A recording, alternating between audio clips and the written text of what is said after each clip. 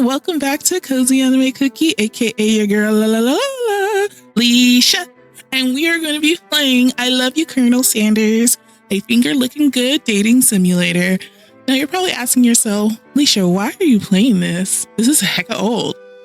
I'm playing this because it is Christmas time, and I remember a long time ago looking up something that in Japan they eat KFC on Christmas, and they get these cute little plates, porcelain plates, when they order the Christmas dinner. And I said, what better place to start playing Colonel Sanders right now? Anywho, I don't know what I'm saying anymore. So let's go ahead and play this game here. Ooh, before we get started, tell us your name. Now, I always use the name Violet.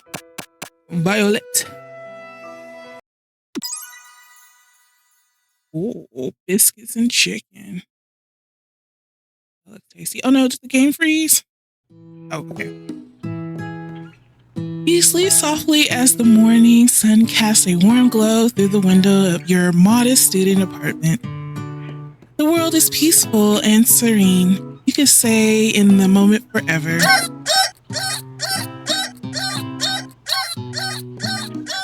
Is that a chicken alarm?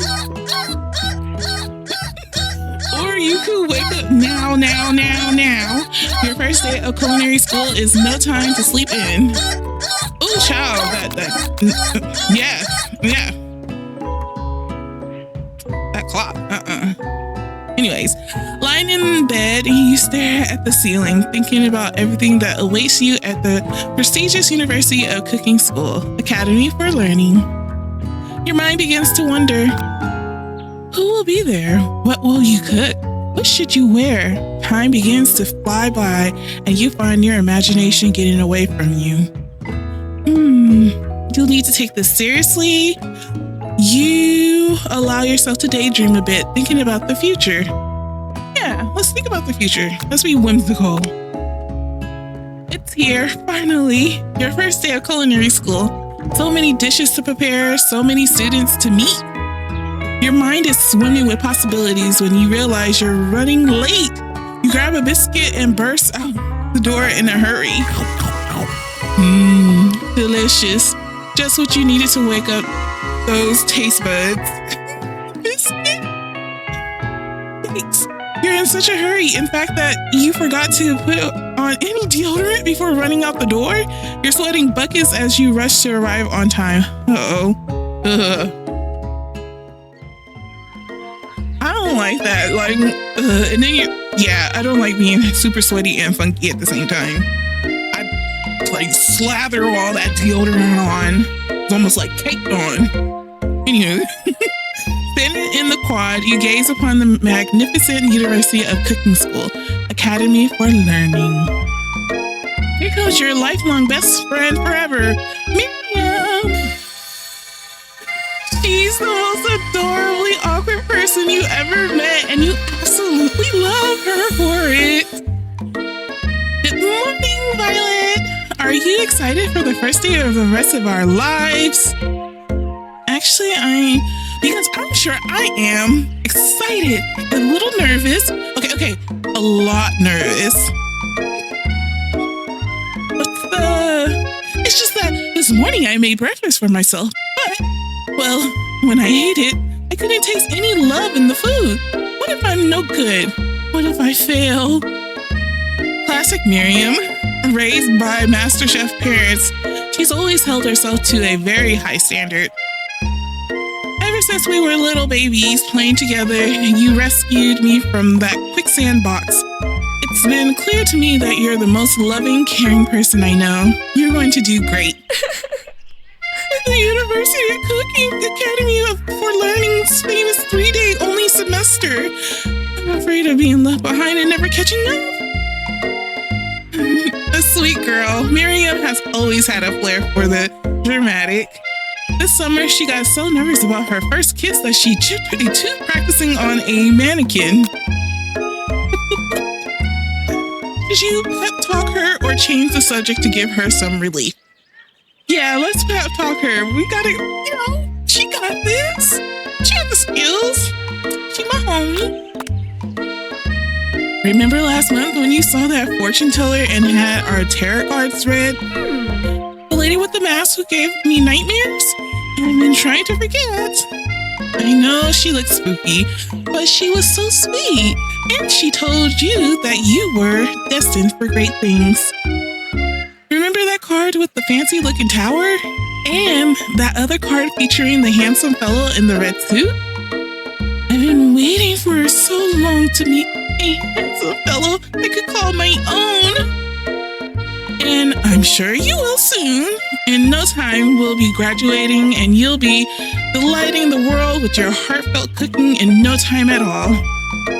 As you talk to Miriam up, you can feel her nerves begin to ease. You know what? Maybe everything will be okay after all. And if not, at least I have these killer bangs. Can you believe I cut them myself? You can definitely believe it. I cannot believe it.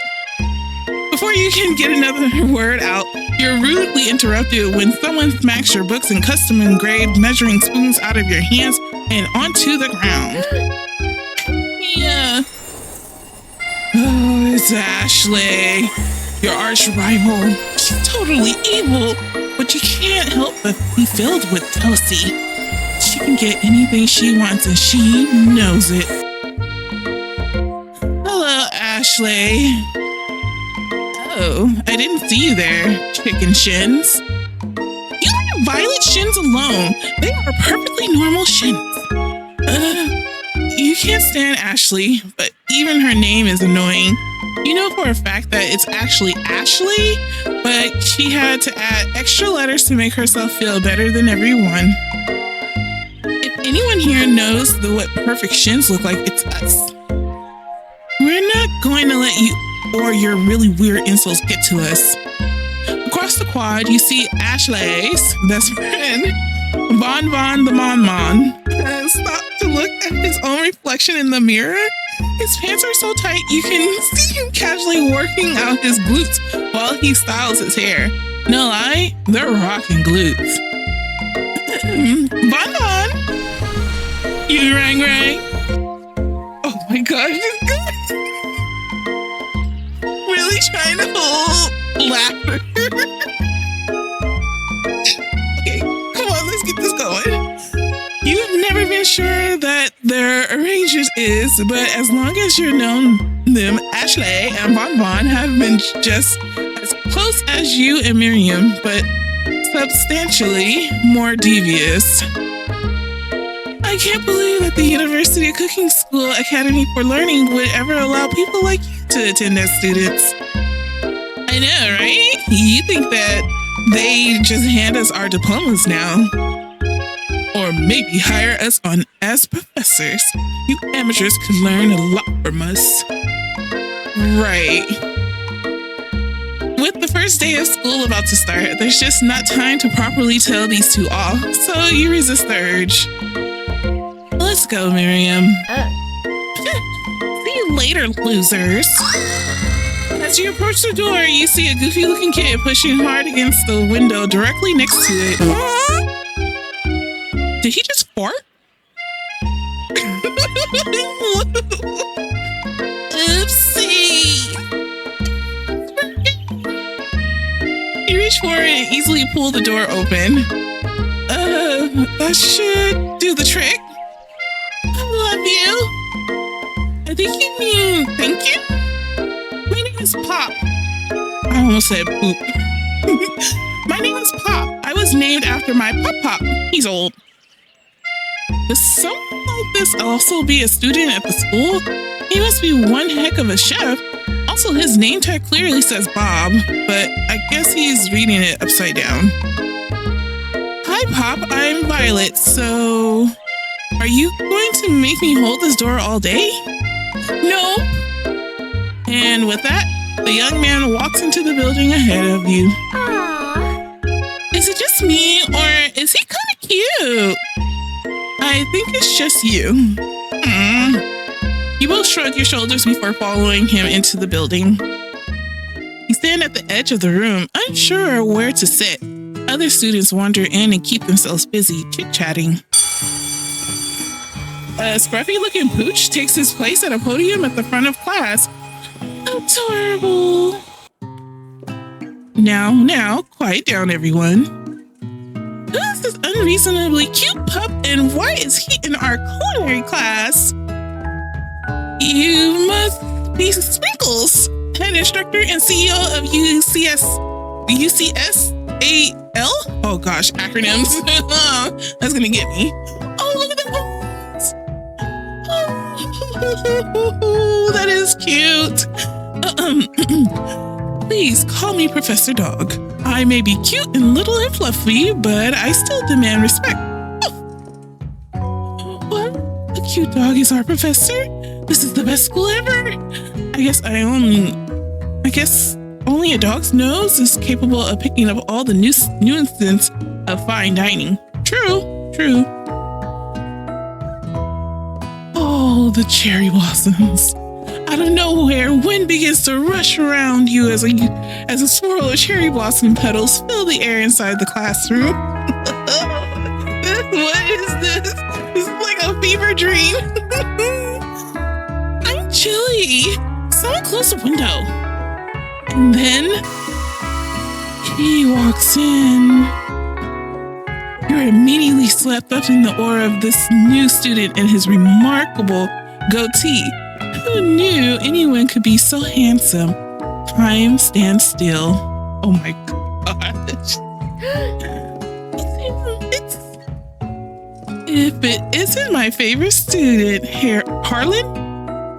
Colonel Sandra interrupts Sprinkles. Sorry, Professor Dog. Before he can finish his sentence, please call me Colonel. Colonel Sanders? A hush murmur rolls through the classroom as Colonel Sanders walks down the aisle of desks. Suddenly, the room is sweltering. Sweat begins to bead across your brow. You feel like everyone is looking at you, and you're not entirely wrong. And this over here must be Sweaty Sweats-a-Lot. Maybe we should open that window back up before faucet pits melt into a puddle and evaporates entirely. Hold on just a second. Nobody talks to my friend like that. You two both know my name. We were in the same kindergarten class. And what is with all your really weird insults? Besides, when Violet sweats, it's not gross. It's beautiful. Look at that shimmer. You turn to find Colonel Sanders standing right in front of you. Colonel Sanders, beautiful angel that he is, stands before you, smiling gently, his hand outstretched. Oh, he got a southern accent? I don't know a Kentucky accent. Boy, howdy, this classroom gets hotter than a Kentucky fryer. Please use my handkerchief. Ooh, you freeze up. Colonel Sanders is talking to you. Wait, Colonel Sanders is talking to you about how sweaty you look? You're completely mortified. This can't be your first interaction. What if he never forgets this moment? How will you respond? Take the handkerchief? No, take it. You stretch out your hand and Colonel Sanders releases a fine silk handkerchief in it. It's so beautiful. You hesitate to press it to your face, but when you do, the feeling is transcendent. It has his natural scent on it. It smells of the most delicious chicken you've ever smelled. Oh my gosh. I would have sworn she would have said peanut oil. Oh my goodness, this is gonna be it. This is okay. Professor Dog steps in to settle the class down and set some ground rules. Welcome to the University of Cooking School Academy for Learning, the greatest culinary academy in the world. The birthplace of culinary legends past, present, and future. Many challenges await you. There will be tears. There will be blood. There might even be a really adorable tiny food. And when all is said and done, there will be a battle. You will lift your sports and compete in the Brume cooking arena. Just then, another student enters the classroom and interrupts the professor's rousing speech. His name is just Student. Hi guys, sorry I'm late. I hope everyone had a good summer. I really miss... Quiet! Late to class is bad enough, but interrupting my monologue? You're on the fast track out of here, young man. Are you sure you're even in the right place? Don't you recognize me? This is my 3rd year in the school with you as my teacher. Everyone stares at him blankly. Does no one remember me? You're expelled if you utter one more word before I finish. Let that be a lesson to you students that tardiness is unacceptable. Unacceptable!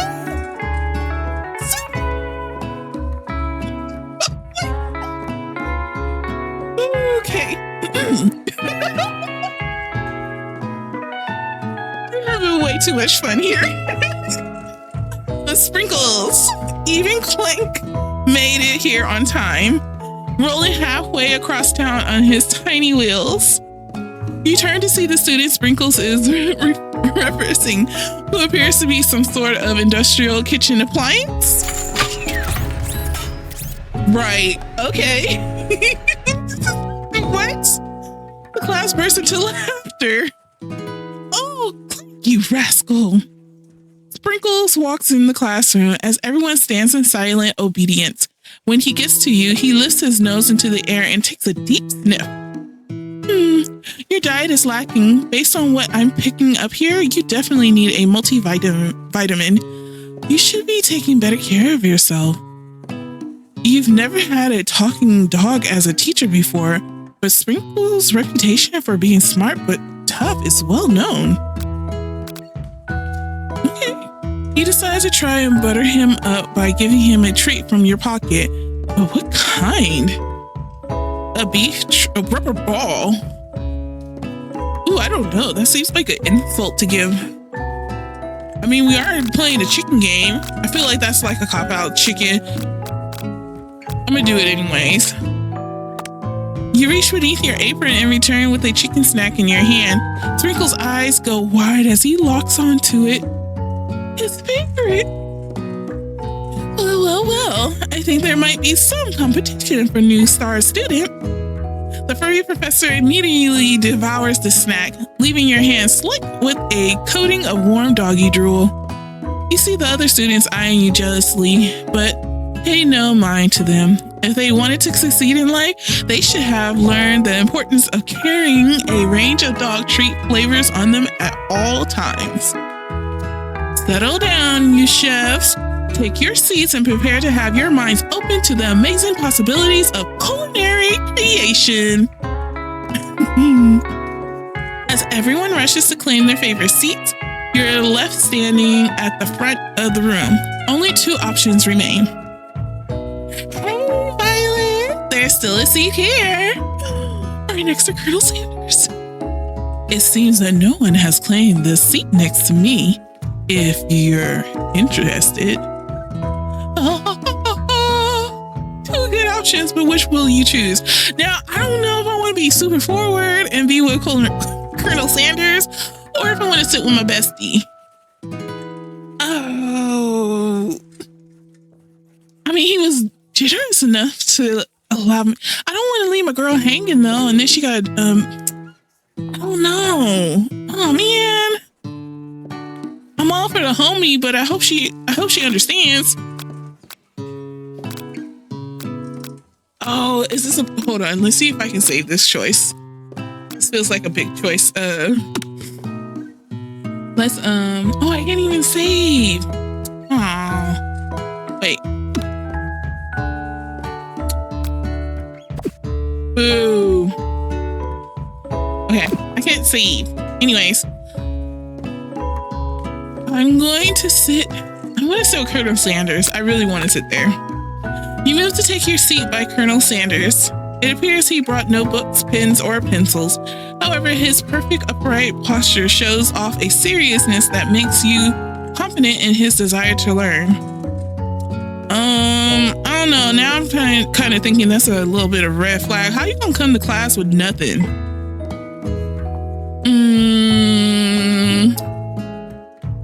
Thanks for offering me this seat. I've only had 2 rules. Do all you can and do it the best you can.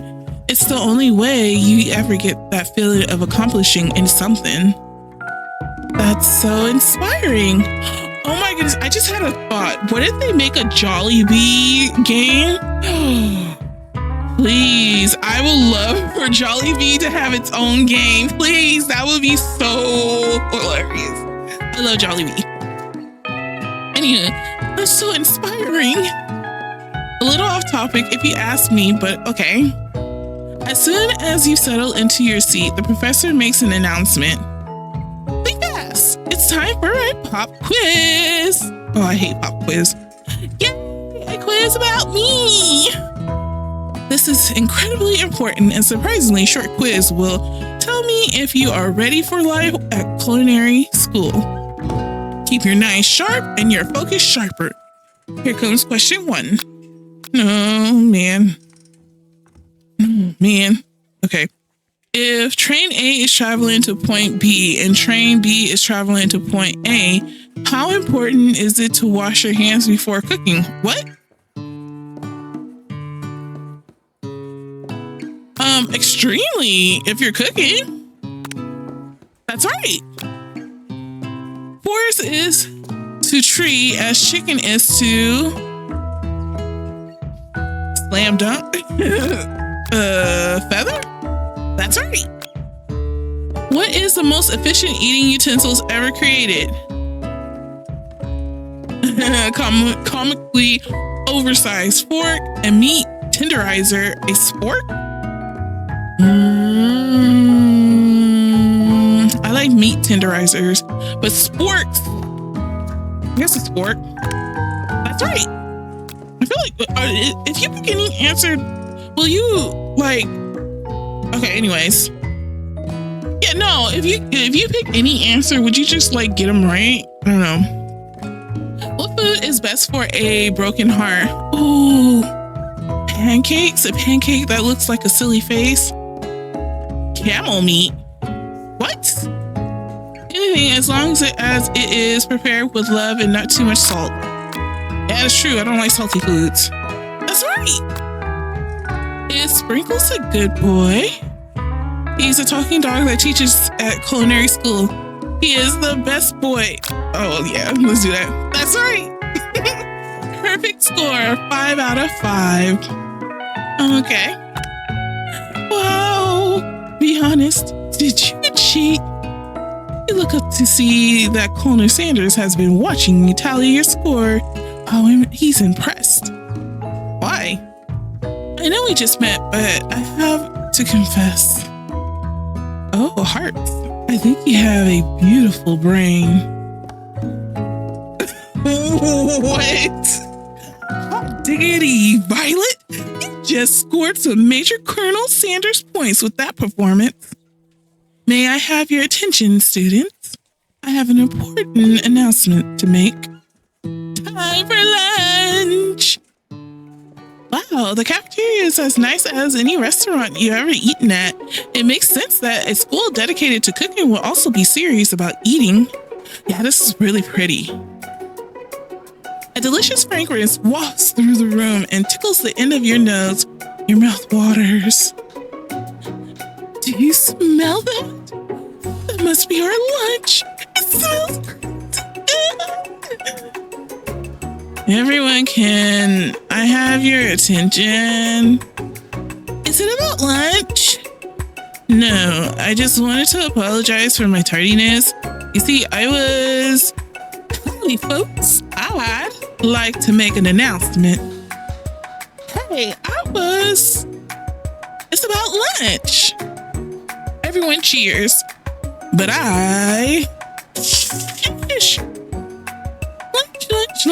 lunch. She says, shh. In honor of the new semester, I have prepared something special to share with everyone for lunch. That must be the smell I smelled. Indeed, that smell. You You hold your breath, waiting to see what food this mysterious student has created. You heard that he's very talented. But where the rumor's true? Is this? Colonel Sanders lifts a large bucket above his head. Its contents glimmer in the light. I'm like going back and forth between trying to do a country accent. It is a bad one. That does look tasty. Now I'm hungry. I want some chicken. Piled high are huge pieces of chicken, breaded and fried to a crispy golden finish. The aroma envelops you and you begin to feel warm and safe. Colonel Sanders has filled a bucket with chicken? What a novel concept.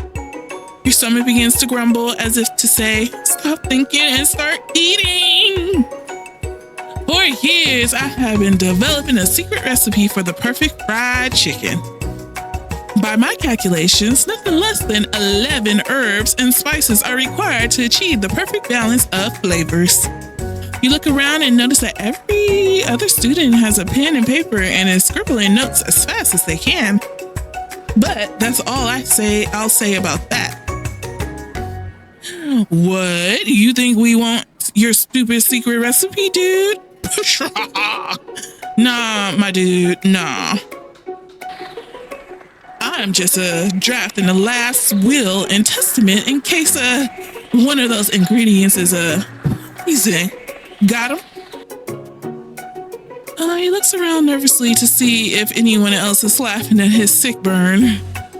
You wait to see what zinger Ashley has prepared to follow up, but she certainly takes a different approach.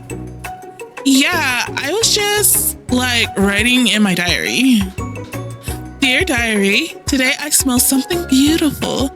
I knew at that moment that only the hands of a true gentleman could fry chicken so tender. You see, her body language changed from bitter and evil to sweet and innocent as she slides closer to Colonel Sanders. She realizes that he is destined for greatness and fame with cooking skills like this. She wants him all to herself. Oh, please. Well, Von the Mammon, if you don't want any, I'll take this. Whoa, hold on. I mean, I guess I'll try it. He takes one bite and his eyes grow wide. He starts contorting his face as he tries to hold in his pure exhilaration and act unimpressed. Easy now. There's enough for everyone. Please, my fellow classmates, dig it. You take on one of the pieces of fried chicken out of this bucket and sink your teeth into it. A nice, delicious crunch. Amazing. Tasting Colonel Sanders' food transports you to another dimension. Oh gosh. Alone with your taste buds, gripping a drumstick in your hand, you float weightlessly. Focus your mind and meditate on this moment. Try and identify your every flavor. Savor the moment and everything that it tells you about Colonel Sanders' culinary heart. Swim towards the light.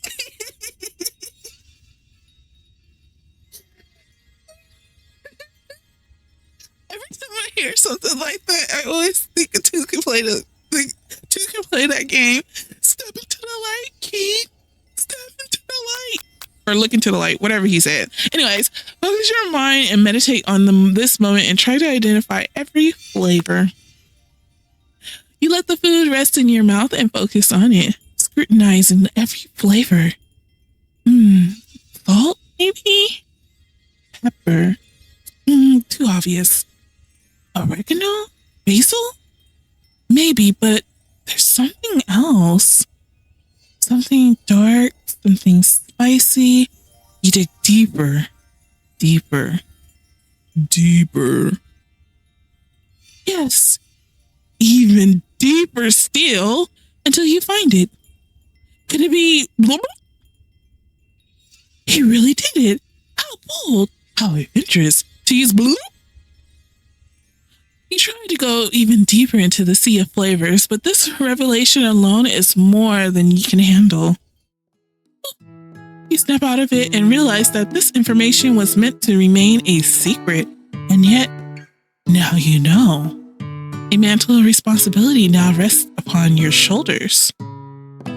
As you look around, you realize that everyone in the room is consumed by the lunch. No one noticed that you've traveled through space and time. After tasting his food, you try to get some one-on-one time with Colonel Sanders. You approach Colonel Sanders. Colonel Sanders smiles ever so softly as you approach. He stops what he is doing and allows you to break the silence. Colonel, I wonder if I could talk to you for a second? Anything for a fellow chef. What exactly was on that chicken? How bold to come out and ask. It's an idea I had for a new combination of flavors that will make me my fortune and establish my legacy for all time as I open a chain of highly successful fried chicken restaurants. No big deal. It's just you and me here talking. I can't keep a secret. In fact, I've got some of my own that I'd be willing to trade. What's the rush? The semester is only getting started. We got 2 more whole days to get to know each other. He's clearly not going to give up easily, but it doesn't hurt to be persistent. You know what they say about secrets, Colonel?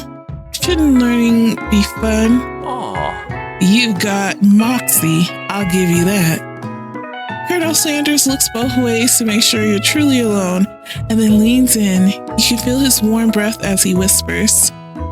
Just one ingredient, but you can't tell. I use bloop. It's something my great-grandmother taught me. Wow! You'd never have guessed that. In fact, you're not even sure where do you get some if you searched. And blue definitely isn't the flavor you tasted before. So now you're 2 ingredients closer to knowing the full recipe, but you don't tell Colonel Sanders that. While you're wrapped up in the huge revelation, you notice that Colonel Sanders has disappeared. While everyone else is still in the cafeteria, you decide to look for him. You find Colonel Sanders outside standing in the quad. Oh, it's you again. Howdy. Sometimes I like to come outside and look at the school buildings. I think about how my story will continue on after I graduated. It sounds like you have big plans. I dare say the biggest. I will leave my mark on this world. You can bet on that. Okay. Nag him to show your own strength. Wow him with a big idea to add an additional ingredient to really spice things up. Be modest but thoughtful. I don't know. I guess be modest. No, I don't want him to take my ideas.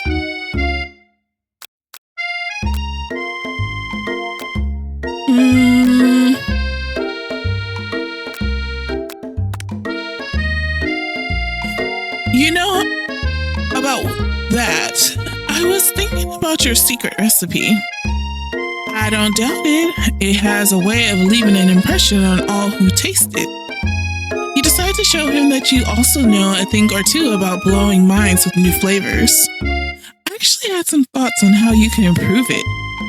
Improve it? You want to change my secret recipe and you think you can do better?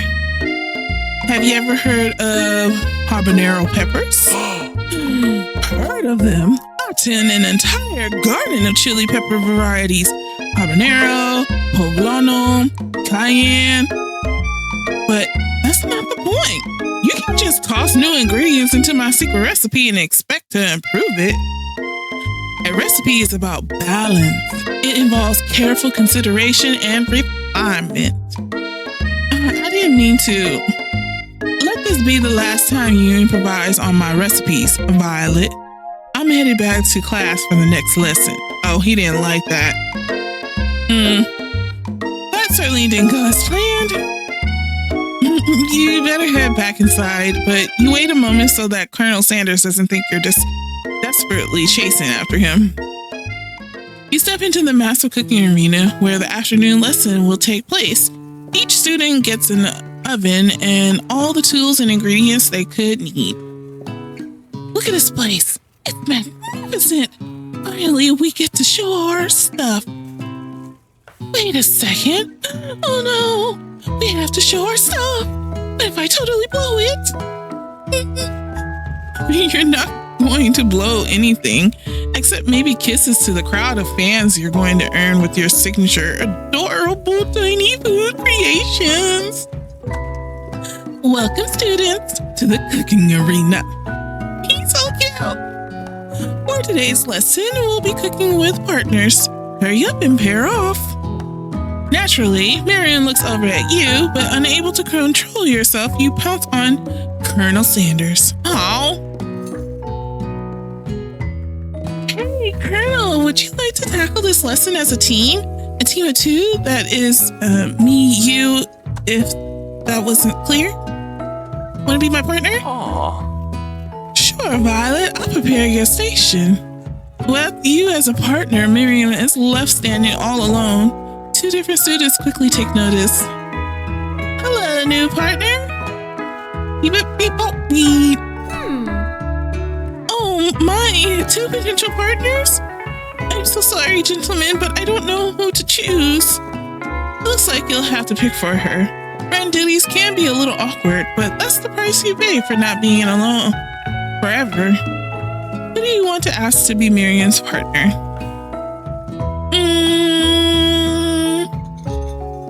Gosh, you know, if Pop didn't have all that stuff on his uniform, kind of looks like a dirty mess. I'm giving her Clank. Sorry, Pop, but I think Miriam will be partnering with Clank today. It's okay. I already ate. It's not entirely clear if Pop has any idea what the point of school even is at this juncture. Clank is clearly excited to have some attention. He heats up and begins to roll back and forth.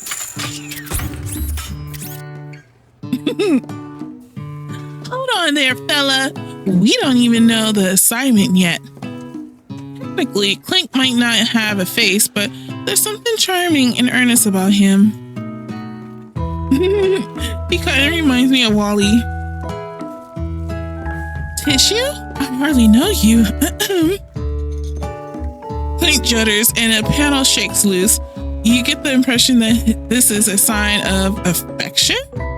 What? What? Looks like you two will be fine.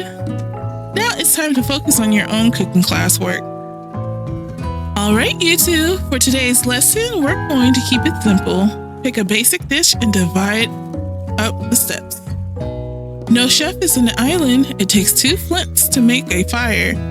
You get the idea? Which dish do you suggest to your partner, Colonel Sanders? Steak tartare. Seems easy enough. It's fancy and you don't even need to cook it. Using an octopus will blow Colonel Sanders' mind. Now you know he wants some little mashed potatoes and gravy. Your grandma's mashed potatoes and gravy? The mashed potatoes and gravy is delicious, actually. And the coleslaw. You know, I gotta butter him up.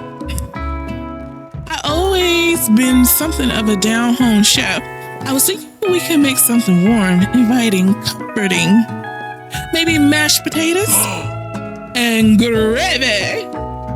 I couldn't imagine one without the other. Colonel Sanders casts a coy look at you, causing your whole face to go beet red. Embarrassed, you quickly turn away. I'll go get the potatoes. No, please, let me. Picking perfect produce is a passion of mine. Looks like things are getting pretty fresh around here. Does someone have a crush on Colonel Sanders? We're just cooking partners. Mind your own business. Sanders' heart is my business, and you better keep your fingers off of my man. Did someone call for me? No, geez, Bon Bon. While I'm over here crushing Violet's dream, you're supposed to be taking care of our classwork. That was the deal, remember? Colonel Sanders returns, arms full of peeled potatoes. He tosses them into boiling water and turns his attention to you and your old friends. Oh, howdy there, Ashley. Bon Bon. Are we working in a quartet instead of a duet now? Actually, no. It looked like Violet was struggling, so we offered to give them a hand. You know how it is. These young amateur chefs need a lot of mentoring. I was going to say, Colonel Sanders, maybe I could also teach you a thing or two about fancy food. Maybe one day you might be able to get up to my level. Doubt it. Don't be rude, Bon Bon. Personally, I have no doubts whatsoever about Colonel Sanders' ability to concoct creations worthy of admiration. After all, your fried chicken was quite spectacular. But Colonel, if you ask me, I might make a better partner for you than this thing that has positioned itself at your station. Don't you feel deep down that we cast complementary shadows? We fit together like a thigh and a drumstick. It just makes sense. Nothing about this makes any sense. But one thing is clear, she's coming for a Colonel if you don't watch out. Ashley is really going at you hard. You need to ask for some backup here before things get ugly. Yeah, Ashley, before you turn ugly. Turn to Colonel Sanders, hunk of hunks in your time of need. Turn to Miriam, your forever bestie who always has your back. Bestie, my bestie. You turn to Miriam, and as soon as you find her, she senses it and gets back. This girl's friend in neat radar is second to none. She immediately comes running over. Is somebody threatening my friend? I will destroy you. I actually think that Ashley and Bon Bon were just leaving in the dust. Oh, this, my skills are as a chef, perhaps, but stepping away from this competition, you are sorely mistaken. Miriam, you're a loyal friend, but Violet is my partner for today's activity. You look for Sparkles in hopes that he might step in, but he's nowhere to be found. And those cute corgis in their short but sturdy stature. You look down at your station and realize that in the tension of the moment, your hands have been cooking on autopilot. Distracted by the drama, you've already crushed the boiled potatoes into a perfectly creamy mashed texture. With plenty of butter and cream for flavor, it's as if your natural passion guided you through the steps you know so well while your attention was elsewhere. I know just what to do. Colonel Sanders extends his hand. He's holding a beautiful white porcelain gravy boat, out of which pours a smooth brown gravy, smothering your nearly finished potato dish. Oh, ooh. Isn't that weird? Keep moving along.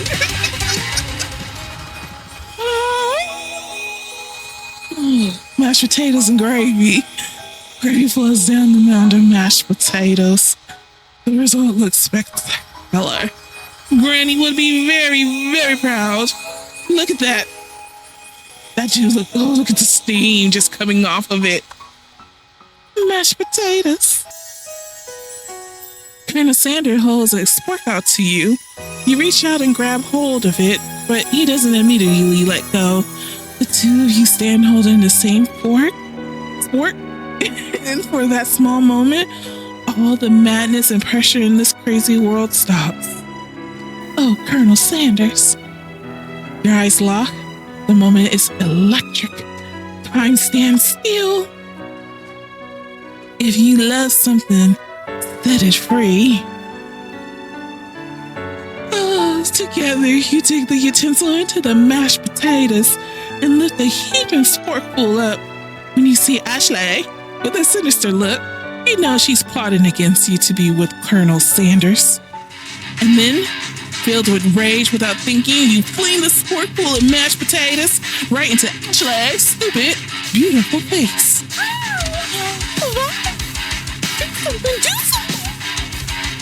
Scooping up a fingerful, Bon Bon takes the dipping mashed potatoes and gravy and realizes that it's delicious. Horrified by this revelation, he slinks away. Will he ever be able to cook something with so much love and integrity? Hold on right there, Violet. We do not waste food in the broom cooking arena. Colonel Sanders, I expect better from you. If you throw one more spoonful, you both better be prepared to eat it from wherever it lands. Can I have some potato space? Bon Bon rushes back over and covers dish in his hand. Oh, mashed potatoes. Mashed potatoes with gravy? Perfect. In just a few minutes, I prepared a full meal. Gaze upon my specialty, braised tentacle of octopus in my silky saltwater sauce, plated on a battle axe blade forged by my supreme chef ancestors. You've ignored me for too long. That ends now. It is I who will have first bite, and you will all look on with envy. The interrupting student rushes at Bon Bon and swipes a bite of his signature dish right off the plate. No, don't! Something about this dish doesn't strike my nose quite right. I think the octopus was rushed and may have turned in the process. The results could be toxic. Too late, it has been eaten. I think I left something in the oven. I don't feel so good.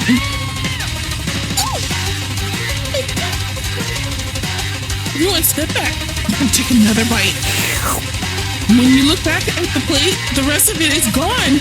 You notice the tip of the tentacle being slurped up in Pop's mouth. Pop winces in pain for just a moment, then is almost immediately back to his oblivious self. Oopsie! He's like poison. The entire class has gathered to watch Pop's final moments. Shock has frozen the whole crowd. They are as motionless as statues. The class bell rings, disrupting the moment and snapping everyone back to reality. It would appear that Pop's enthusiasm for trying new things, despite obvious danger, has inoculated him against poisons of all kinds. I'm not sure the professors here make enough money. Hello? I just turned into a ghost over here. Seeing that you shaken up by that little blah blah. Seeing that you're shaken up by that really annoying student and all his nonsense, Colonel Sanders approaches you. I'm sorry you had to go through that. Please let me walk you home. What? Like, for real? Oh, come on. You follow Colonel Sanders out of the room. At night, the school building has taken another vibe entirely. It's dark and more than a little spooky. Colonel Sanders stands in the quad's neon glow and speaks softly. Those mashed potatoes you made in class today. Before you go on, I want you to know they're not a great representation of my skills. I didn't even realize I was making them. They were amazing. Tasting them, it reminded me why I became so passionate about food to begin with. Colonel Sanders is getting choked up. Cooking is obviously important to him in a way that you find inspiring. Now might be the perfect time to tell him you're developing feelings for him. Colonel Sanders? Yes, Violet. There's something I need to tell you. Hold it right there. There's something I need to tell you first. Oh, jeez. You see, when I was just a boy, I had a dream that one day I would be the greatest chef the world has ever seen. And every day since, I have been working toward that dream, day and night, never stopping. Oop, hit the mic. Never resting. Also lifting a lot of weights, like so many weights. We should follow our dreams with all of our hearts that our souls may grant them like wishes floating on a shooting star. Hey, no, you? Shut up! I'm the one here to say inspirational stuff and be the star of the story. Oh, Von, you are not the star of the show. Are we forgetting that your cooking literally killed a guy? You can't prove that. I also saw you kill that guy. What was his name? Somewhere in the distance, you hear a long, sad sigh. Forget him. You're talking about me. Me. I'm the hero. Sport monster? Wait, what? Where did he come from? The sport monster is here to fight a hero? What? I think I left the fridge door open. Later, nerds. How dare you threaten me just as I was letting down my guard and connecting with another chef on an emotional level. Be afraid. Be very afraid of me because I'm a monster, you see? Is he rhyming on purpose or is that just a coincidence? But before you can discuss syntax any further, it's a turn-based fight sequence. What will you do? Defend? You decide to defend. Which defense will you choose? Trepidation? You close your eyes tight, but then open one just enough to squint and see the sport monster across the battlefield. For some reason, this makes you feel more prepared for what comes next. Sport monster goes on the attack. Ooh, they spit hot gravy at you. You take 1 damage. That lot of good that defense did. For real. Okay. Attack. You decide to go on the attack. Love. He got gravy and I'm hungry. Chow down. Does 2 damage. The fire in your belly made you stronger. Sport monster is really feeling threatened by your attack. Sport monster focuses their mashed mind and draws an energy from Mother Earth itself. They grow larger and more intimidating. How will you respond? Attack. You decide to go on the attack. Which attack will you use? Cook with love. Cook with love does 1 damage. Sport monster is no quitter. Buffed up and ready to rumble, they go on the attack once again. Sport monster uses utilitential. You take 2 damage from the attack. I took 3 damage. If you take much more damage, you're not going to survive the battle. Oh no! Even if I defend, I don't think I'm going to do anything. You decide to go on the attack. Cook love again. Cook love does 1 damage. Sport monster is oozing cheese sauce onto the lawn of the squad. I wonder who is going to have to clean that up. Feeling vulnerable, Sport monster prepares for its ultimate attack. Rounded edge. Vile villain, your reign of terror stops here. Colonel Sanders summons the energy of 1,000 chickens. High power pinch. Pinch does 10 damage. Sport monster is defeated. You saved me. And your sport monster spews steam into the night. Forget mercy. Finish him. No suitor will ever walk the quad in fear again. This monster messed with the wrong ship. Attack. You ready your final attack? You'll never survive my... Student loan debt destruction does 10 damage. Amen to that. This game is so unreal. I can't believe this. Sport monster is completely vaporized. Colonel Sanders looks on in awe. You continue to surprise me, Violet. The defeated monster left behind a special item. It appears at first to be a cookbook, but upon closer inspection, it's so much more. It's a book of magic spells with a golden chicken on the cover. Oh my gosh, if I can make a prop that looks like that. You open the cover and find a library card tucked inside. The last name to have signed it out is Orko? Orko? Orko? That name sounds strangely familiar. Your blood is pumping as you stand in the quiet of the night, holding the mysterious book in your hands. As you come down from your battle buzz, you realize that your final attack has left you completely depleted. The world around you begins to fade away. Without any energy to keep your eyes open, darkness overtakes you. The image of Colonel Sanders flashes before your eyes as you fall asleep. He must have helped you get home. In your tired state, you don't know if you could have made it without him. What a guy. You want to thank him, but you don't have the strength to utter a single word. You feel your covers being pulled up over you as you are tucked in tightly. Good night, my Colonel. Oh, in your dream, you're together with Colonel Sanders. For some reason, Sprinkles is also there, instructing your love. Your dreams are weird. Chicken. You'll wake on day 2 and attempt to process the wild visions you had. Were they memories or premonitions? You lie in bed and stare at the ceiling, thinking about the secret you discovered while tasting Colonel Sanders' cooking yesterday. You can't believe he really used blender.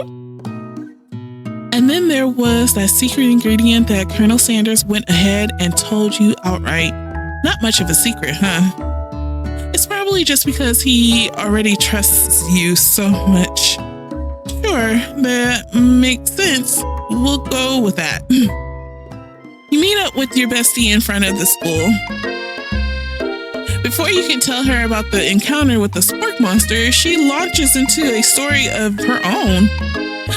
Okay, I know this might sound a little strange, but I think I might be, like, what? Whoa, huh? Like him?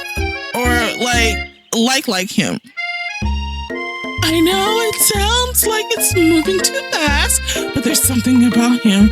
I like him. Like him. We got to talking after class, and he's actually a total sweet guy. Not only that, but he's really smart. He told me all kinds of stories about Colonel Sanders. Did you know that the Colonel Sanders was the most popular kid in his high school? No, but that does make complete sense.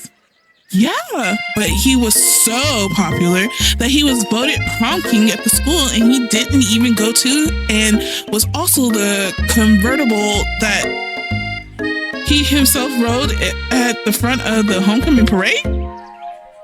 Whoa. Okay. I'm thinking maybe something got lost in pressure cooker language translation there. Either way, maybe it'd be best if you took it slow with this new boy. Like, I am with Colonel Sanders. You know, you and Colonel Sanders? The coolest guy in school? The most famous student ever attended University of Cooking School Academy for Learning? You're a thing now? We definitely connected yesterday. Sure you did. You're great. Why wouldn't he be into you, I guess? Laughing at the implication that you and Colonel Sanders might be a thing is definitely not cool. You are great. You have an idea about how to prove that your love is real. Well, if he's not into me, why did he tell me one of his secret ingredients? However, you don't tell her that you know a second ingredient too, which you discovered on your own.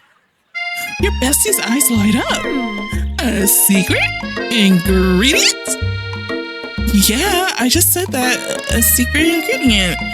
Is there a dramatic echo in there? Miriam checks to make sure you're alone before continuing. Okay. So this summer, while I was on vacation with my family, a lovely man approached me in the botanical garden where I was wandering. This can't be good.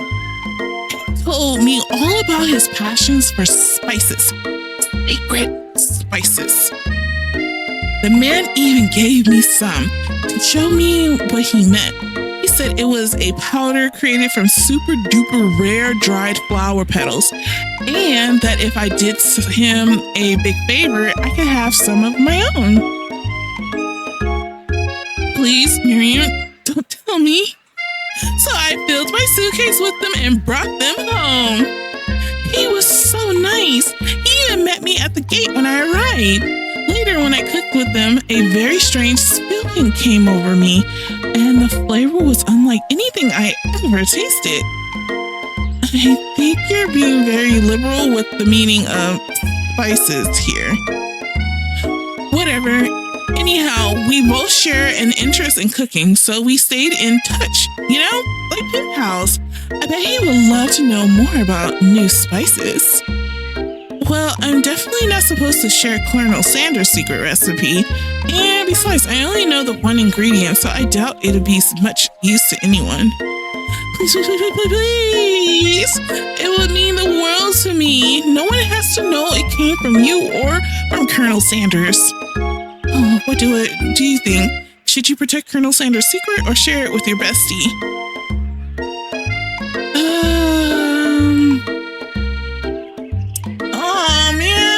Portray my girly, but I also don't want to give out secrets. Please don't be mad at me. I gotta give you a fake ingredient. I don't want to lie to her, because if other things go down south, I'm gonna need her as a bestie still. Oh.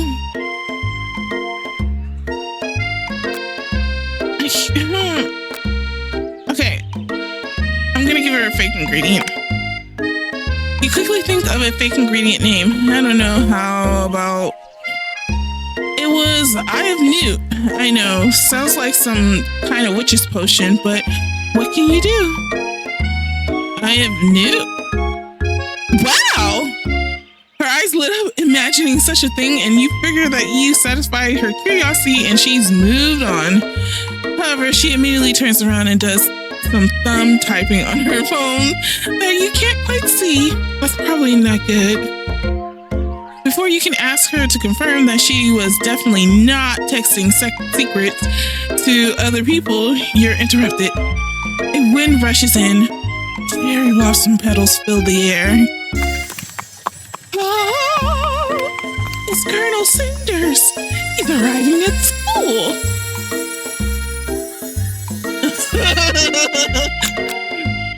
Stand back and admire his majestic glory. Colonel Sanders, horse is truly a thing of beauty.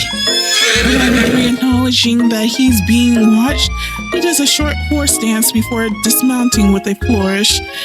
He then slaps the beautiful creature gently on its rear, sending it running free into the countryside. You are so struck by the sight of him that you lose the ability to speak coherently. Oh, I didn't realize anyone was watching. Don't worry, he knows his way home. You attempt to compliment Colonel Sanders, but the words don't come out exactly right. What a horseyful boots you have. What a horseyful butte you have. That's what I just said. Being a good friend, Miriam intends to cover for you.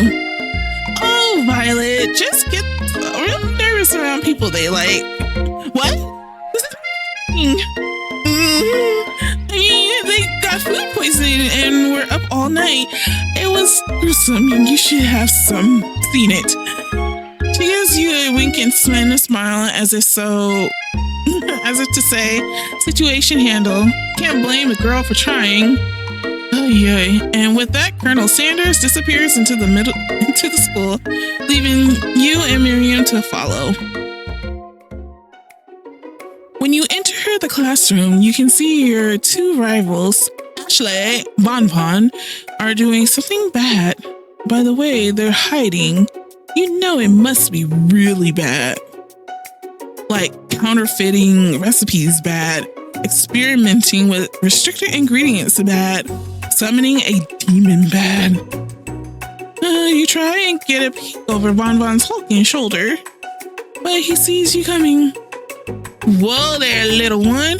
I'm not sure you're ready to handle this. Oh, gosh. Tell them to stop acting immature. Act like you're not interested in them, but really try and get closer look. You sit near the rivals, but leave your back turned to them. You even hear Bon Bon mutter something that sounds a bit like a magic spell. However, he notices you eavesdropping. You try and cover your tracks and improvise an excuse. It's time for class, and you're distracting the rest of us who want to learn. Now you've upset them. Oh, and you're the emperor of cooking, are you? You make the rules? I'm not sure you know a good meal if it ate you. Being the best chef in the world takes more than just culinary skills. It takes creativity. It takes punche? I don't know that word. I'm gonna look it up. And it doesn't hurt to use a little evil. You finally get a look at what it was they were hiding, and you instantly recognize it. It's a book, just like the one you found after you encountered with the sport monster. That's the same book that I found last night in the quad. Ashley immediately elbows Bon Bon, who hides the book behind his back. I don't know what you're talking about. That book is a family heirloom and its contents are secret. You notice that they haven't just been studying the book, they got popped into the wall, and they're tossing potato skins at him as he tries to catch them in his mouth. We're playing! Before you can dig in any further, you're interrupted by the arrival of more students. It's almost time for class. Beep beep. Clink must be running late. He's in such a hurry that he rolls right over Bon Bon's meaty foot. Hey, watch it, you bucket of bolts. You watch how you talk to him. He didn't do anything. Nope. Who do you think you're talking to? I never heard such language, not even from a stand mixer. No, your mother was a stand mixer. Bon Bon jumps to attack Clink, but Clink shocks Bon Bon, sending him flying across the room. Colonel Sanders! Oh, this crazed men are about to come to blows. I think it must be over me, but I'm not interested in either of them. Ashley's tone has completely changed in an instant. She bats her eyelashes at Colonel Sanders. Surely he must know that this is a ruse, right? Gentlemen, get a hold of yourselves. Save it for the arena at least. Or don't. Honestly, what do I care? I got lofty career aspirations to focus on. Maybe I can help you with your business plan? Girl! Although I do like her tights. Those are cute. Got little chickens on there. I just noticed that. Just then, Sprinkle arrives to signal the true start of the class day. He's panting, which doesn't seem that abnormal. He's a professor, but he's also a dog. Students, please take your seats. I apologize for my late arrival. I spent the morning chasing a car all around town, and my tiny legs were very, very tired. Oh, Sprinkles! But I'm here now, and I hope you're ready to learn. Rub his furry dog belly. He loves it. After he catches his breath, Sprinkle regains control of the classroom. Without further ado, we'll review the global history of my favorite fowl, the chicken. You want to pay attention to the lesson, truly you do. Which is why in 1776, at the signing of the Declaration of Independence, it was a chicken who first signed their name. But you can't help but daydream about Colonel Sanders, and you miss most of the important parts. When you come to, Sprinkles is holding a tray of food in front of you. Well, Violet, naturally this appears to you to be a sample platter. Which items do you want to sample? A glass of water? What? A shimmering pepper? A dog biscuit. Ew, no. A shimmering pepper. A brightly colored pepper stands out from the other items. It sparkles in a most eye-catching way. So naturally you reach out, grab it, and eat it right away. However, your body is not prepared for the heat. The pepper has triggered an intense spice hallucination. It feels like forever as you trip through the universe. My friend. Ooh. This guy again? I'm here to give you an important message. Ooh. You must avenge my death and fulfill your destiny. All you must do is... I was saying, to fulfill your destiny, all you must do is... Sorry, I think I still got some spice stuck in my throat. It's fine, I'll work through. To fulfill the prophecy, you feel yourself begin to regain consciousness. Oh man. You come to and find everyone is staring at you. That pepper was the last of its kind on Earth, and now it's gone forever. You think it's yourself. You think to yourself, geez, I should pay better attention. Oh, we all make mistakes. I'm sure he'll forgive you someday. Come on, it's time for lunch. Before anyone can relax, the cafeteria lights dim, and your rivals enter to make a dramatic announcement. Today's lunch will be prepared via timed competitive cook-off.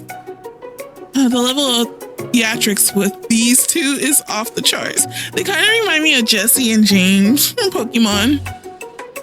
Oh, the voice of James as this character, Von. Demand that they stop wasting everyone's time, step up and tell them you're on. Yep. A bit of lunchtime competition, eh? Count me in. If I have to wipe the tables with you fools before I set my lunch down on it, then so be it. I'm not the fool. You're the fool. Good one, Good one, Von. I like your gumption, Violet. I'll be watching your performance. Just as things reach a boiling point, Sprinkle steps in. Surely he'll put a stop to this madness. Now, students, please settle down. This is a lunchroom, not a sports scene court. Finally, a little sense. You breathe a sigh of relief. At least not until we turn on the timer. Oh, just then, a huge light blasts in the face, flashing the words "timer ready." That's what I'm talking about. I stand corrected. The hard way builds solidly a foundation of confidence that cannot be swept away. And that's an original quote by me. In case anyone was wondering, I hope this message lifts you to victory. Like a diamond, I was formed under pressure, and now is my chance to shine. I will defeat you myself. You had his chicken and you made mashed potatoes and gravy on day one, and you're feeling like you can really impress him again here. It's time to boil some water for the potatoes. Think fast. If the timer runs down, you'll be forced to pick randomly. What temperature does water boil at? It always boils 100 seconds after it. Rob! Oh! What were you thinking, Violet? Get your head in the game. You're going to need to season this chicken before you cook it. You don't know Colonel Sandals' recipes exactly, but you have an idea. How many herbs? Oh, 11. That's right. You might not know all of the ingredients yet, but at least you're headed in the right direction. I'm really getting timed. I didn't know that. Tail wagging intensifies this. Now that you've got some basic steps going, it's time to elevate your craft. What state of mind offers the most flavor? Trust, gratitude? Trust. No, that's wrong. I'm begging you to get it together. Get it. I'm a dog. It's never the wrong time for some jokes. Next question. Your classmates are rooting for you, but Ashley is simply stronger and faster than you. You better pick up the pace if you want to survive.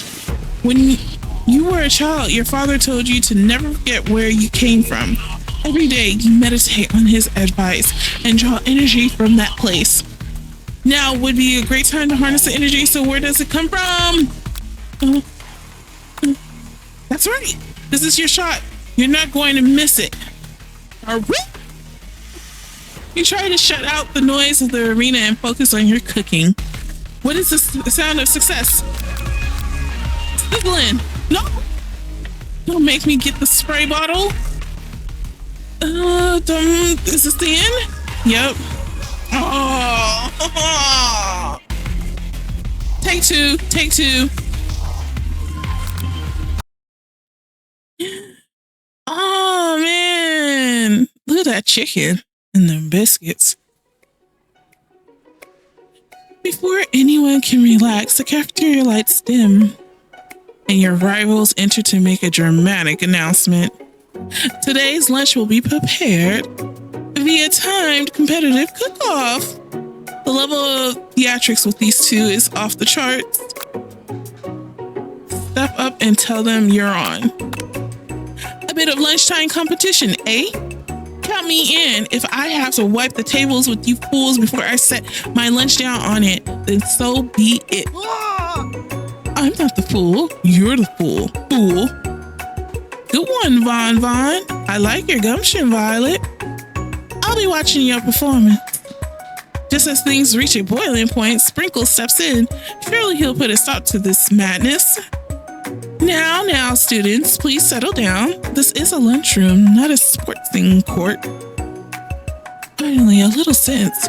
You breathe a sigh of relief. At least not until we turn on the timer. Just then a huge light blasts you in the face, flashing the words timer ready. That's what I'm talking about. Stand corrected. The hard way builds solidly a foundation of confidence that cannot be swept away. And that's an original quote by me, in case anyone was wondering. I hope its message lifts you to victory. Like a diamond, I was formed under pressure, and now is my chance to shine. I will defeat you myself. You had his chicken and you made mashed potatoes and gravy on day one, and you're feeling like you can really impress him again here. It's time to boil some water for the potatoes. Think fast. If the timer runs down, you'll be forced to pick randomly. That's right. But how would you have even gotten into the school without knowing that? Winner gets to rub my furry belly. Let that enticing offer motivate you. You're going to need to season this chicken before you cook it. You don't know Colonel Sanders' recipe exactly, but you have an idea. How many herbs? 11. That's right. You might not know all the ingredients yet, but at least you're headed in the right direction. Tail wagging intensifies. Now that you got some basic steps going, it's time to elevate your craft. What state of mind offers most flavor? Gratitude? That's right. You must never take this opportunity for granted if you hope to succeed. Your classmates are rooting for you, but Ashley is simply stronger and faster than you. You better pick up the pace if you want to survive. When you were a child, your father told you to never forget where you came from. Every day you meditate on his advice and draw energy from that place.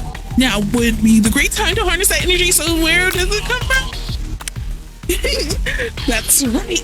This is your shot, and you're not going to miss it. All right. You try to shut out the noise of the arena and focus on your cooking.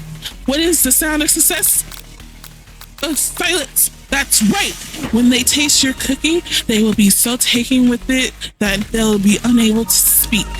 You notice Colonel Sanders out of the corner of your eye. I believe in you, Violet. He's actually cheering you on, which will be awesome, except knowing he's watching you makes you totally forget what you were doing.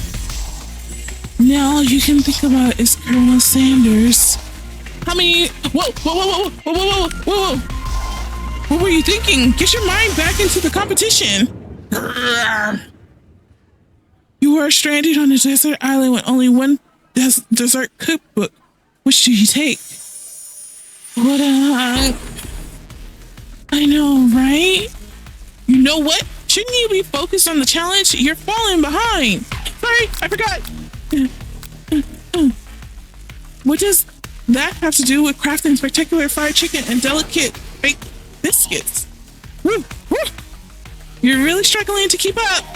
At the next station over, Ashley has already begun plating elements of her dish. It's colorful and complex. To make up time, you toss your biscuit dough into a stand mixer. As you do, the crowd gasps. Yikes! I know you love nothing more than seeing a fellow appliance utilized in a kitchen battle, but sometimes that means sacrificing the personal touch. Yeah. You might not have any hands, but Violet does, and a good chef needs to be touching the dough to know when it's properly mixed. There's an easy way and a hard way. You don't get far by going the easy way. When you hear everyone talking, you realize how serious your error was. You immediately shove your hand into the mixer to rescue your dough before it's over-mixed. What? No! But you're not fast enough and your hand gets stuck. It's immediately crushed by the quickly spinning beaters. There's no way you'll be able to use that hand for the rest of the match. Colonel Sanders shakes his head in shame. What you often find is that the easy way can turn out much, much more difficult. Everyone stop what you're doing right now. This battle is over. It can't be. I was so close to finishing my dish. Sweetheart, look at your hand. You simply can't go on. Oh, that's too bad. And here I am with a completed dish, ready to serve. Surely that makes me the winner by default. No. It wouldn't be fair to compare the two on account of Violet's injury. You see Sprinkers begin to lick his doggy chops as he locks onto the dish. But I suppose you should at least tell us what you prepared. Well, because I'm the sweetest, I skipped straight to dessert. Oh, that actually looks very nice. And the heart plate? Under this white chocolate dome, you'll find a wide array of delights, taking you on a journey of flavor that tastes good and tells a story of excellence. I was going to ask Violet to do the honor, but since you're injured, I'm afraid that pouring this creamer of delicate hot chocolate sauce might be too difficult.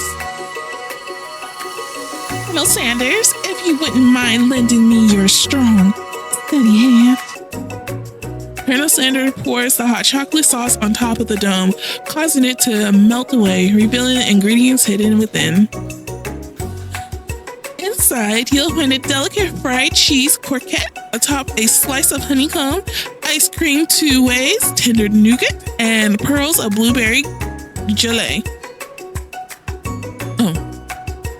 Colonel Sanders seems intrigued, but perhaps not impressed as he dips his fingers in the chocolate sauce. Simplicity isn't your strong suit, is it, Ashley? Oh, you. As he places a sauce-covered finger into his lips, Ashley leans over and whispers something into his ear. A dab of sauce sticks to his mustache. Ooh, put yourself between Colonel Sanders and Ashley. Internalize the rage you feel. Your rage burns so intensely within your eyes that they burst into flames. The flames cause your eyebrows to catch fire and turn to ash, and they fall off of your face, which means people will have a hard time understanding your emotions for the rest of the semester. Perhaps forever. Embarrassed and ashamed by your poor performance, not to mention your crispy fried brow, you run for the quad to be alone. The beautiful weather feels like an insult. Inside of you, a storm rages. It's Colonel Sanders. He's probably here to tell you that he and Ashley are in love and have decided to get married. And he won't even ask you to cater his wedding because you're a terrible chef and an awful person. You try to hide from him, but he approaches you directly. I know you're hurting right now, not just from the devastating loss, but from that run-in with the mixer and that small fire. We should get that checked out. I'm fine. Can't you just leave me alone? I'm a loser. I'm not fit to fill your fryer. I'll never be a master chef. Failure is part of life, not just for you, but for all of us. Do you think I've never failed at anything before? That's exactly what I think. Well, then think again. I wasn't always the man you see before you. Enrolled in culinary school, incredibly handsome, successful, motivated. Well, handsome for sure. I was born that way. But I've walked over other paths and arrived at dead ends. I was passionate about life, but I failed as an obstetrician. I was passionate about justice, but I failed as a lawyer. I was passionate about livestock, but I even failed as a mule handler. That one was especially humiliating. Mules can be so cruel. I didn't know. People see my delicate ribbon tie and my well-kept beard and assume that I've got it all together, which is true now, but it hasn't always been. Sounds like this guy could really use a hug. I resolved then that I was going to amount to something. No amount of hours, labor, or money would deter me from giving the best I had to give. As Colonel Sanders changes focus, you can see something ignite inside of him, a burning passion. One has to remember that every failure can be a stepping stone to something better. My new dream is pure, it's honest, it's something that a humble man in a crisp white suit can be proud of. I will create a new chain of chicken restaurants that will bring joy to the entire world and make up for my past misdeeds. Yay! Just as your moment grows intimate, you're interrupted by a threatening, shadowy presence.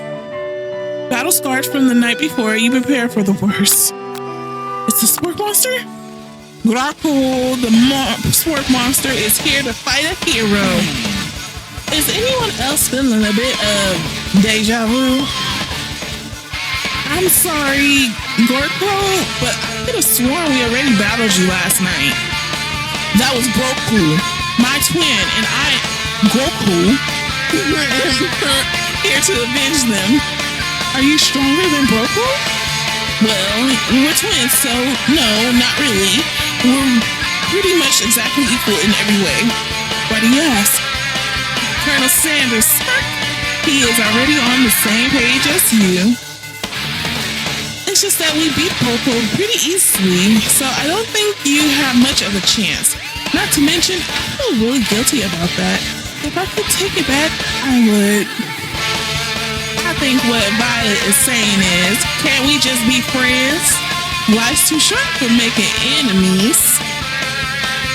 I suppose we really don't need to fight. It's just that I've got those pointy teeth and claws. All the better for enjoying tasty food. Surely you like to eat, don't we all? Of course I do. Inspiration strikes and you come up with a quick idea. Jump on this. You toss a biscuit into Goku's open mouth and he devours it in one gulp. Delicious. You're much nicer than the evil students who once upon a time returned me into this creature who stands here today. I don't believe it. You were a human once? Well, no. I was a chihuahua? But I was still a student at this school until one day some mean kids with a magic spell book cast a dark enchantment on me and I was forever transformed. A magic spell book? Precisely. Boko used to have a copy, but somewhere along the way I've lost it. If you find such a book, I beg of you, respect it. You're a powerful chef. and shouldn't rely on such dark and evil magic. No, you should be protecting the innocent from those who would cheat them through sorcery and guile. If you need me, don't fear, I will be there. Oh, it sounds like there are Sambac cooks in the kitchen of life. Violet, together I am sure we can defeat them. Come back to my hideaway and we can discuss. A personal invite? You can't imagine what Colonel Sanders' home must be like, but it sounds like you're about to find out. Stepping inside Sanders' home, surrounded by his things, you start to feel a special bond with him. It looks like you live such an exciting life, Colonel Sanders. Every day can be an adventure. You approach it with the right attitude. Long ago, I made the decision to never stop searching, never stop working, never stop imagining. Have you been working on any new recipes of your own lately? I'm always excited to talk about food with another ambitious chef. Well, there is something. It's just a side dish that I've been tinkering with, trying to find the right balance of flavors and textures. I'm not sure if I've nailed it yet, but I'm close. Colonel Sanders' eyes perk up as he starts to wonder what dish you might be describing.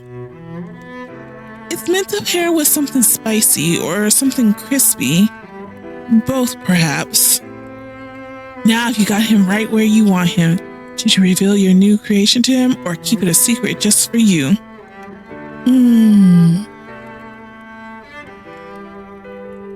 I mean, I'm just gonna reveal it. You decide that you're as ready as you'll ever be to share your original cooking with Colonel Sanders. Before you can talk yourself out of it, you decide to dive in head first. You reach into your lunch bag for a special dish that you've been keeping on ice all day. I present to you my original coleslaw. The shredded cabbage dish glistens in the light of Colonel Sanders' luxe hideaway. Oh, yes. Yes, KFC or Colonel Sanders. Excuse me. Coleslaw is so delicious. Gosh, I'm hungry. I'm so hungry. This all looks so tasty.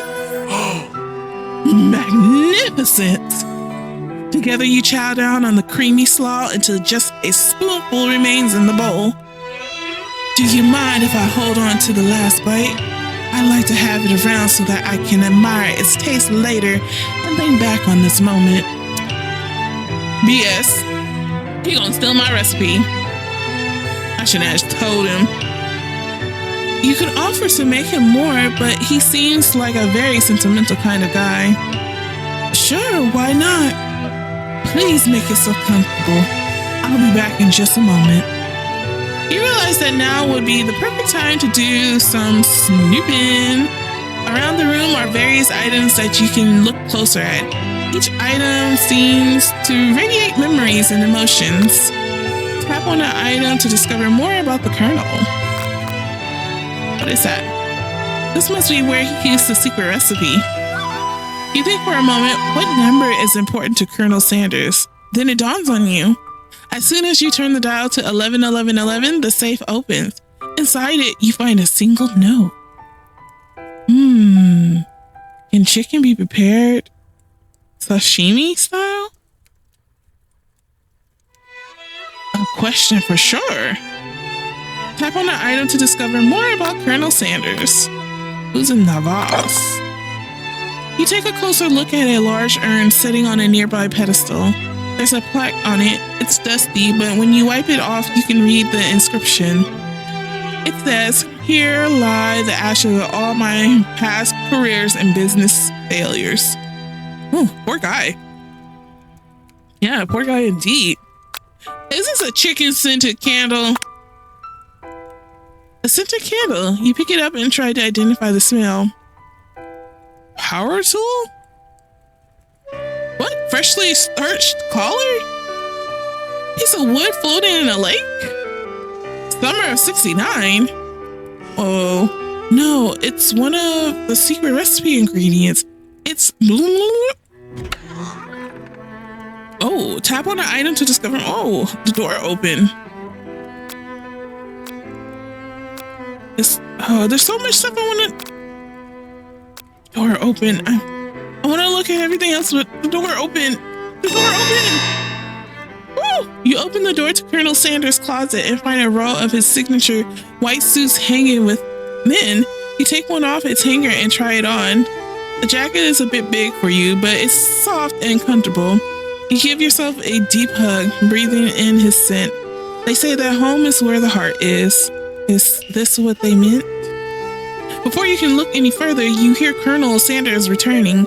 He has a new dish that he has been working on, and he wants you to taste it. You try to act casual until he asks you why you're wearing his jacket. Aww. I don't usually loan those out, but I must say it does look good on you. Oh crap, the jacket. You forgot to take it off. You decide that now is your moment to make a big move. You tell him you were cold. You fess up and tell the truth. I'm so sorry. I didn't mean to intrude. I just got a little cold and thought this might warm me up. Colonel Sanders smiles and scoots close to the fireplace. It's warm by the fire. Why don't you come a little closer? Suddenly everything feels like it's moving too fast. Final exams are tomorrow. You should be thinking about what you're going to cook. I should be home studying. Overwhelmed, you take off the jacket and run for the door. The thought of leaving Colonel in the midst of such an emotional breakthrough gives you pause. You stop yourself. Colonel? Yes, Violet. I honestly think this may be the beginning of something wonderful. I think you're right. We should take things slow. You talk late into the night and drift off into a slumber. Dream sequence.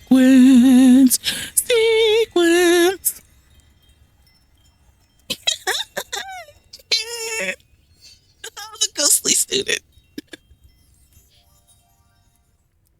You awake to a beautiful morning in Colonel Sanders' hideaway. Did you make the right decision on how to respond to Colonel Sanders? Only time will truly tell. Today is a day that could change the rest of your life. Oh, did I make the right decision now? Oh man, I should just told him how I felt. You think about the new secret ingredient you just learned about.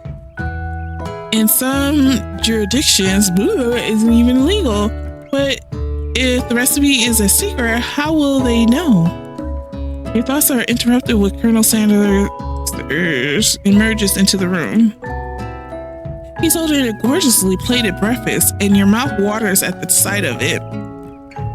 He has a simple breakfast I just whipped up. That's a simple breakfast? Look at that butter. Look at that butter. It melts. And you can clearly see the spices in that chicken. It's meticulous. You taste Colonel Sanders' food and it takes you on a journey. When you return, he's waiting to ask you an important question.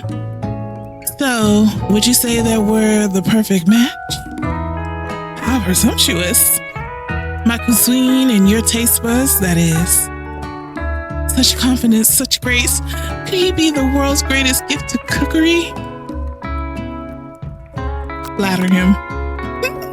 You know, I think we might make a great team. A single tear begins to pool in the corner of his eye as he gazes out the window.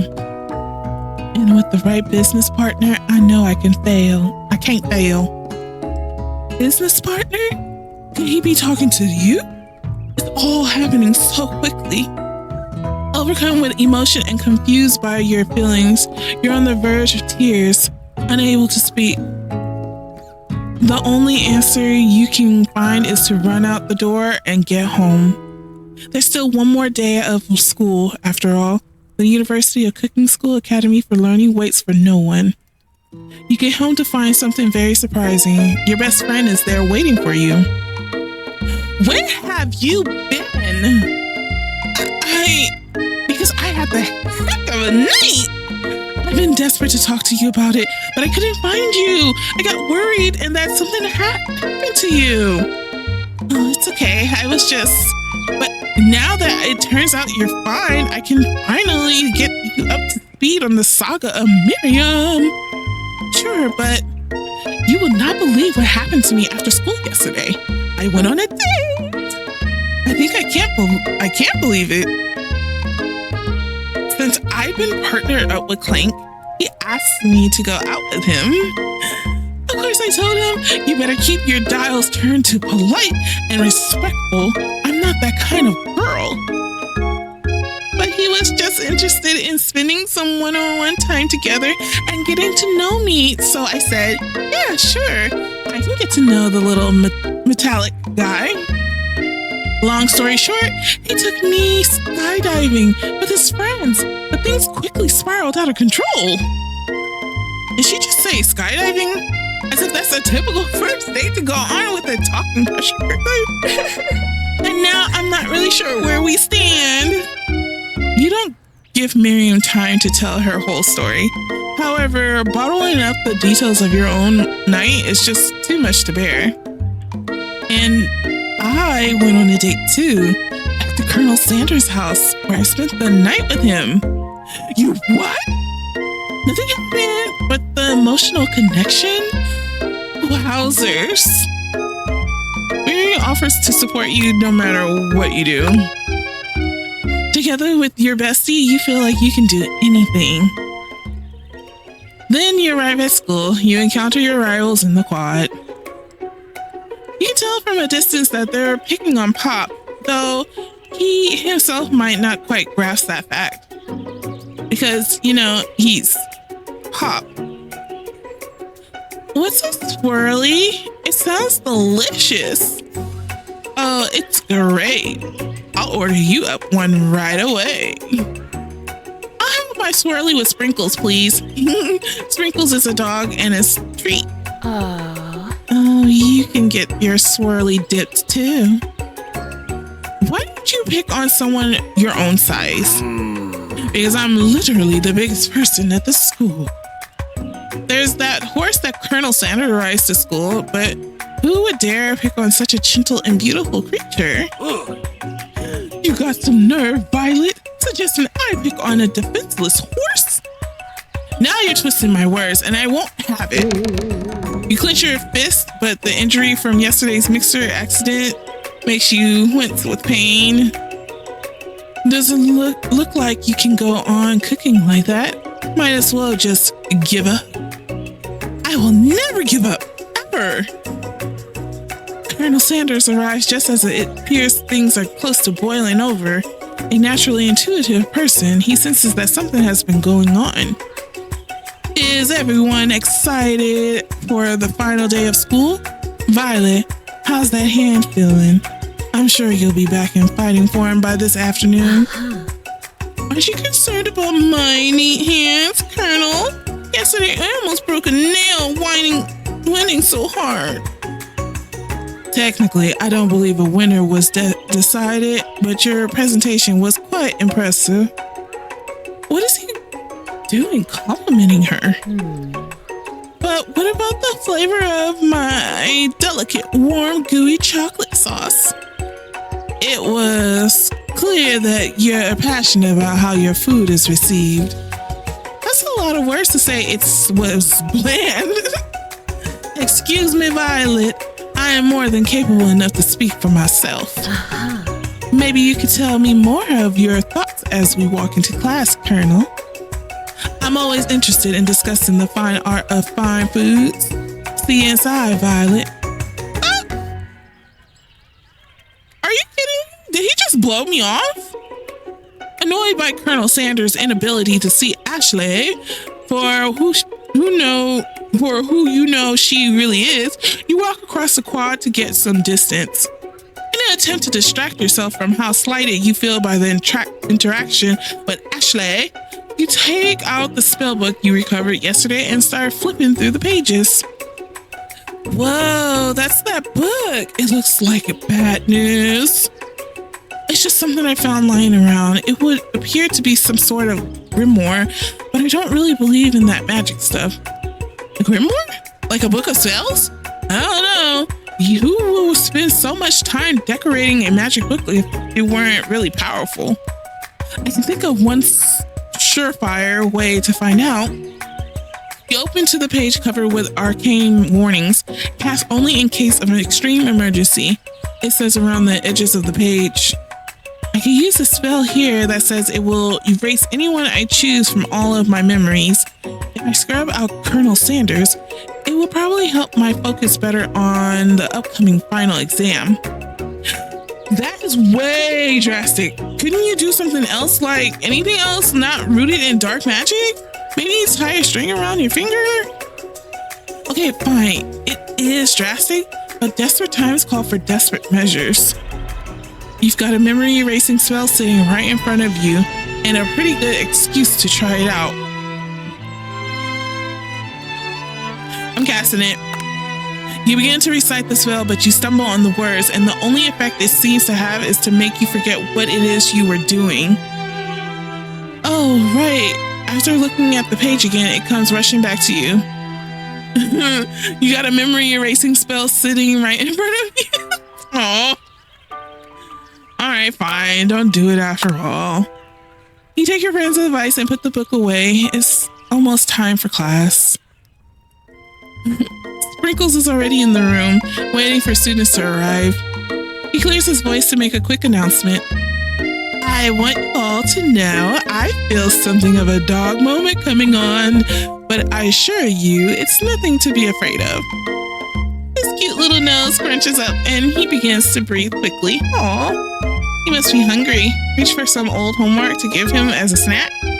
Dogs can be rather unpredictable, especially Sprinkles. Wait to see what happens. Sprinkles stops in his tracks. He focuses in on the window. The room is deadly silent. When you follow his gaze, you see a tiny orange squirrel perched on the cherry tree outside. Sprinkles turns feral and runs to the window of the classroom. He begins barking uncontrollably at the squirrel outside. Terrence, I told you never to come back here. Terrence, I will destroy you. Sprinkles is barking furiously, drool flying off of his face. The squirrel looks over, but he doesn't say anything back. You wonder, is that even a talking squirrel? Who named him Terrence? You better not show your chubby cheeks around here ever again. After Sprinkles is satisfied that his presence has been felt by not only Terrence, but any other squirrel in hearing distance, he returns to his professional tone. I apologize for the outburst. This actually brings up an important point. Thank you, Violet, for reminding me to dole out this indispensable bit of wisdom. You see, but before he can go any further, Marian's love drama spills over into the class. Sprinkles is interrupted by words of spark coming from back of the room. What? What's going on? I told you to save it for after class.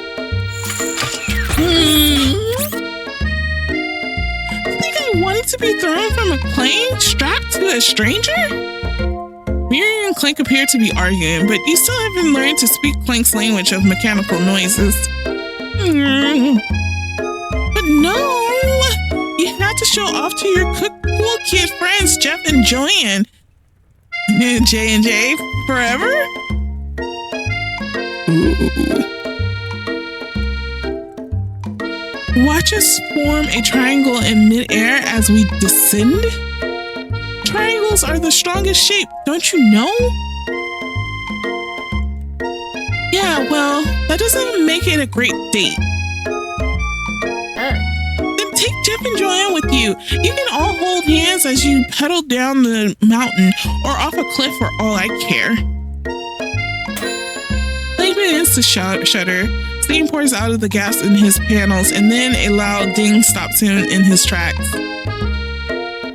No amount of seasoning is going to make me want to eat that, Clank. Is that a shoe? It's a fried shoe! Clank bursts out a completely deep-fried sneaker. Considering that he himself has wheels, not feet, it's not entirely clear where it came from. In terms of deep fried footwear, I guess it looks okay. Plank slowly rolls out of the room to be alone with his shoe. Everyone tries to pretend like they didn't see that entire thing go down. Nothing like a loud public breakup to cast a pale pall over the final day of school. Well, that was unfortunate. But we mustn't be distracted from what lies ahead. The final competition showdown challenge exam.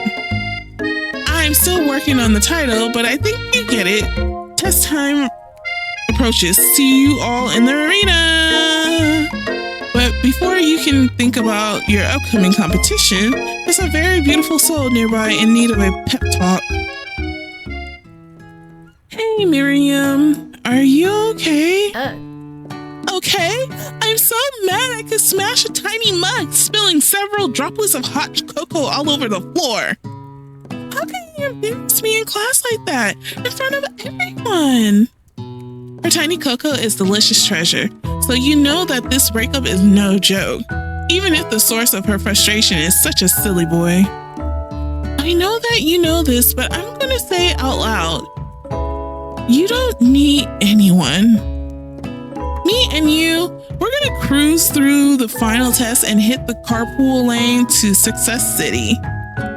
Miriam brightens up, imagining the wind rushing through her short bangs, but she hesitates to embrace the feeling all the way. You're not going to settle up on Colonel Sanders' stallion and ride off into the sunset without me? Of course not.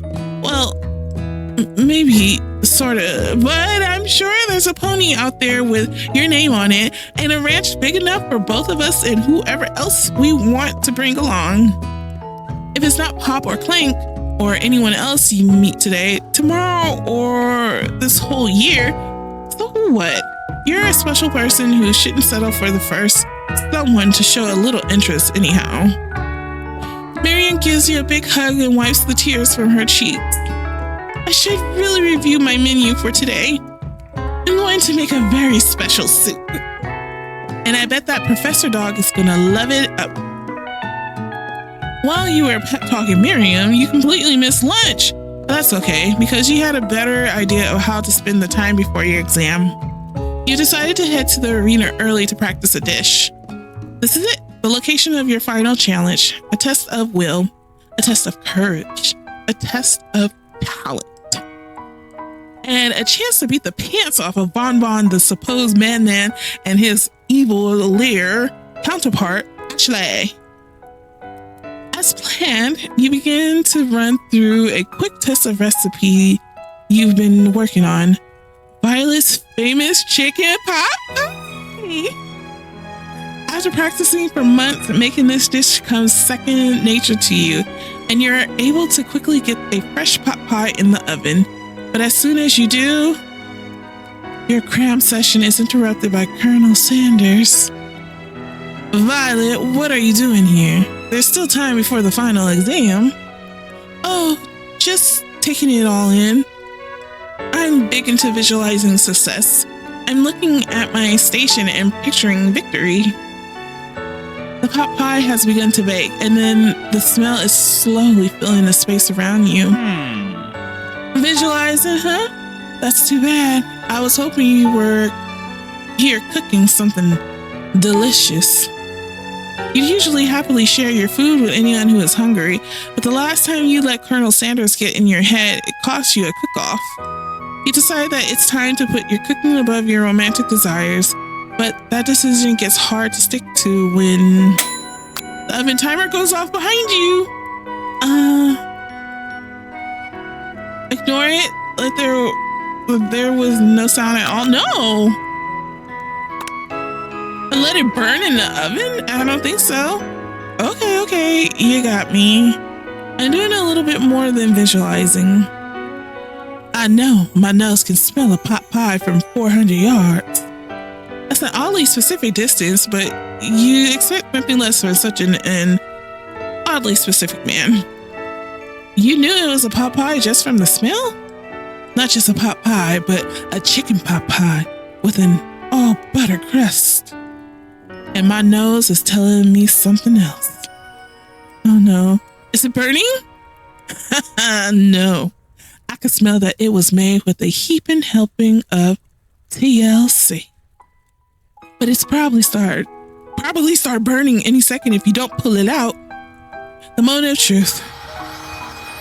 Wow. Okay, I want some pot pie. I made some pot pie filling. I'm gonna be eating on that pot pie filling. I want some KFC. That might be my lunch for work tomorrow. That looks absolutely delicious. It's the best pot pie I've ever tasted. I've always loved country cooking and I could eat this all day. There's no time left. The final showdown is about to begin. Sprinkles lays down the ground rules. There are no rules. This is except to cook with everything you got. You step up for the cook-off of a lifetime. You decide that mac and cheese plus the pot pie you've been practicing are just the dishes that will push you over the victory edge. Meanwhile, both Bonbon and Ashley are preparing widely elaborate dishes per their usual over-the-top selves. Miriam has her giant magnifying glass and several sets of tweezers. She's definitely prepared to go big going small. Colonel Sanders seems to be harnessing his 11 herbs and spices, but he's trying to find a way to improve on something perfect. His original recipe fried chicken. The intensity in the room starts at a full 10 out of 10 with frenzy of action. Everyone is calling out really cool special cooking moves as they prepare their food. Wow, this is getting serious. Colonel Sanders batters his chicken as it levitates through the air. Wash. Miriam furiously injects ingredients into an itty bitty pot of broth. That's Fran Blaster? Mama flexes his pectorals as he chops open a sea urchin. Let's rock and roll. Ashley scoops her pastries off the tray with lightning speed. Shallow personality spatula. These are the... You get in on it. 5 dial pressure point chicken cooking technique. Wait, when did Clank learn to speak English? If this singularity as was foretold, we mustn't let it happen, or the appliance uprising will take us all. Self-destruct. Bonbon quickly unplugs Clank and rolls him out the back door of the arena. As you frantically prepare your dish, you notice Ashley has her spellbook out. Is she going to use some dark magic to turn the tide? You got a book of your own, and you're desperate not to see her win another battle. Should you take this opportunity to fight magic with magic, even if it's almost certainly evil magic? No. We're gonna do it the hard way. Who needs magic when you got passion? I'm going to do it the hard way. Colonel Sanders sees that you've chosen to win on your own terms, and he gives you a subtle wink from across the room. I believe in you, Violet. Miriam notices too. Aww. And I've always believed in you, Violet, since we were little kids, because I'm your best friend forever. You turn to notice that Miriam's at your station cheering for you. Miriam, what about your dish? If you're here cheering, who is cooking? Tiny food, short cook time. Actually already done, so I thought I'd help you. Oh, that's so sweet, but Miriam tosses a handful of spices directly into your boiling noodles. It's the secret. However, she doesn't know that you lied and the ingredient was made up. And where in the world did she get Eye of Newt from? The boiling pot explodes, sending Miriam flying backwards. The watery noodles begin to swirl in the air, bubbling up into a dark cloud that thickens and congeals before your very eyes. It is I, Steve, the spork monster. How many of these spork monsters are there? Steve? Wait, what happened to Gorko? You're not here to battle me, are you? We spork monsters are many. I think Gorko had the day off, but you have contra Steve, and I hate to battle, so I'll say you're doing pretty all right. Oh, hey, you're in the middle of a cooking competition. I love this stuff. It's better than TV. You crazy kids, your culinary skills really impress me. Mind if I hang out? I'm sorry, Steve, but I'm kind of in the middle of something. Do you mind? See, the spork monster notices that you got the grimoire stashed beneath your cooking station. I see what you're up to. Crisscross some magical items and accidentally summoned me, huh? Yeah, you guessed it, sorta. If you're here, would you mind tossing some fresh noodles in a pot of salted water? I'd love to. I've always wanted to be a top chef, actually. You know, when I was just a little spork pup back in the old country, you can feel Spork Monster winding up to tell a very long and involved story. You don't know exactly where they came from, but it seems like it was probably lonely there. Actually, you know what? Maybe you should go watch from the stands. I really need to focus on this competition. I understand. It's kind of like that time in monster school that I have fallen asleep during a scare tactics class, and when I woke up, you toss a serious stare at Steve and he takes the hint. Never mind. I'll tell you later. Good luck. Having suffered this huge setback, you don't know how you could ever win. Give up and drop out of culinary school? No. Summon extra power from deep down within yourself. You can do this. I have what it takes. I came here to win. Your hair turns mac and cheese orange as culinary energy flows through your body. My heart is pure. My hands are steady. My taste buds have been preparing their entire lives for... Yes, Violet, you are the chosen one. You will avenge me. The power you've been summoning immediately fades back out. You interrupted my inspiring monologue. Sorry. My heart is pure. My hands are steady. My taste buds have been preparing their entire lives for this moment. I will show the world my cookery. You begin to levitate off the ground. Energy courses through your body. You know that with this power, you can do anything except turn back time, which would be super useful because while you were powering up, your chicken pot pie overcooked in the oven and can't be served. But don't worry, dear Violet. You may have suffered some setbacks, but all is not lost. Impressed with your fortitude, Colonel Sanders decides that you have earned his support. I've been watching you today, and I must say I'm truly impressed. You've been thinking on your feet and rolling with the punches. He steps up to your station and stands right beside you. I'm here to help. All you've managed to make is mac and cheese, and time is almost up, so you're going to need it. But Colonel Sanders, what about the test? What will happen to you? What about the rules? Following the rules has never really been my thing. I follow my heart. What a guy. Colonel Sanders unfolds a delicate white towel to reveal the most delicious fried chicken tenders you ever laid your eyes on. And besides, sometimes unexpected combinations can have surprising effects and surpass their individual efforts. Are you suggesting if you combine forces, we can form the perfect food union? Time's up, students! With time expired, it's the moment everyone has been waiting for. You must now prepare to present your dishes. A handful of students stand tall, but the class seems incomplete. It seems we're missing some students. Pop? Claim? From off screen, you hear a pure and innocent giggle that could only come from one student. I'm flying! It sounds like it's coming from the broom closet over there.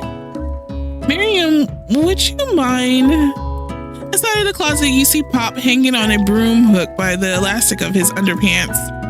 Pop, get down from there right now. Let me guess. Did Von Von have something to do with this? When someone asks for a wedgie, who am I to refuse? I thought a wedgie was a salad. It looks like Pop is eliminated from the challenge, seeing how he didn't cook anything. I can't feel my legs. May I be excused? Sure. You kids are in your pranks. I must say, it's not the worst prank in UCSAL history, but it's not exactly yearbook material. Wait a second. Pranks? Clank! Where did that pressure cooker roll off to? You wait to hear a signature weird beep or other onomatopoeia, but there's none. Somehow he must have gotten unplugged, I guess. We'll have to figure that out later. That leaves only 4 remaining students. Please collect your final projects. Yes, it has been a long semester. Wow, 3 long days. But after days of hard work, the time has come for me to eat. Miriam, please step forward. Now, describe your dish. I've made tender udon noodles and savory soup. Oh, it's so cute and tiny. Ooh, udon soup. My word, it's so delicate. Is that a teeny tiny narutomaki? I spy a float in this itsy bitsy bowl. Yes, chef. Please, call me Sprinkles. Chef is my father's name. Yes, Sprinkles, and some green tea made from baby tea leaves that I picked myself. Sprinkles carefully sniffs around the dish before opening his mouth and letting just the tip of his pink dog tongue dip into the bowl. Sublime! Would anyone else like a taste? Oh, come on, I'm not one of those dogs who doesn't floss. I even have a really cute electric toothbrush for dogs. Fine, I'll enjoy it all by myself. And in a flash, the entire meal has been devoured. Not that it took much, it was less than a thimble's worth of soup. Plus, rarely do I taste a dish with as much love poured into it as yours. Miriam is overjoyed. She gives you a huge hug. Thank you, Violet, for helping me to believe in myself. Bonbon, you're up. Now, describe your dish. I made uni over smooth egg custard in an axe-hewn urchin shell topped with caviar. Did you skewer one type of urchin with spines from a second, different color type of urchin? Yes, Sprinkles. A bit much, don't you think? That's exactly why I did it. A bit much is kind of my brand. Doesn't it look cool? Sprinkles leans in to sniff the uni, but he can't get his nose close on account of all the spikes. He begins to paw at it erratically, causing the custard to slosh around. Woo-hoo. Please be gentle with my cuisine. Finally, Sprinkles goes all in, tongue first, but he can't get past all the needles. He reels back as his tongue is poked and prodded. Ouch! My tongue! The professor appears to be having an allergic reaction to the sing. I can't eat this. It kept poking my tongue. Disqualified. A stunning turn of events. Who would have thought that serving food in a bowl made of needles could make it difficult to eat? Dejected, Bonbon does not go gentle into the night. Disqualified for glamour? Don't discount sympathy. This isn't the last you've heard of me. Before forcing us to endure his swollen tongue for another moment, Sprinkle graciously laps up a bowl of milk. I know. Yeah, I'm a dog and I drink milk. Get over it. Sometimes it helps calm my agitated tongue. Next student, Ashley, it's time to step up. Now, describe your dish. I made orange blossom Turkish delights in a light rosewater syrup topped with French meringue and connected by sugar glass. That's actually really pretty. Elaborate, but very pretty. That actually doesn't sound too bad. Indeed, it's quite delightful. However, I ask that you please refrain from eating it or attempting to taste it in any way. It's very fragile and meant to be a display piece. But what? Don't eat the food. at a cooking school? Got toast in your ears or something, Violet? I told you, it's a display piece. Actually, I must say, it is beautiful. However, this is a cooking competition at a cooking school. Yeah, which is why I cooked it and did an extremely good job cooking it too. I didn't realize that we were having an eating exam. If I wanted to be judged on eating, I'd go to the College of Eating, School for the Hungry. I suppose you could smell it if you absolutely insisted, but don't breathe too hard. You might disrupt the sugar spiral.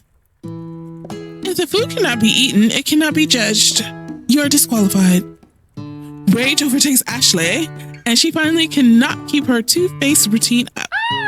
You wouldn't know high-end cuisine if it cooked you. And with that, Ashley storms off to rededicate herself to being the best, but this time without being shackled by trying to be fake nice and liked by everyone. This isn't the last you've heard of me either. If this class gets much smaller, I'll be teaching myself. You and Colonel Sanders, the final cooks, step up together. Two chefs? What began as a bowl of delicious mac and cheese, has become something else. He examines it. I'm sorry, that looks so freaking delicious. Cheese and then the chicken strips, and I'm hungry. He examines it closely, sniffing and eyeing the bowl. Oh, I don't have a good feeling about this. For somewhere in the room, a little drum roll plays. What? Just when I thought I've seen everything in this kitchen, you give me this thing?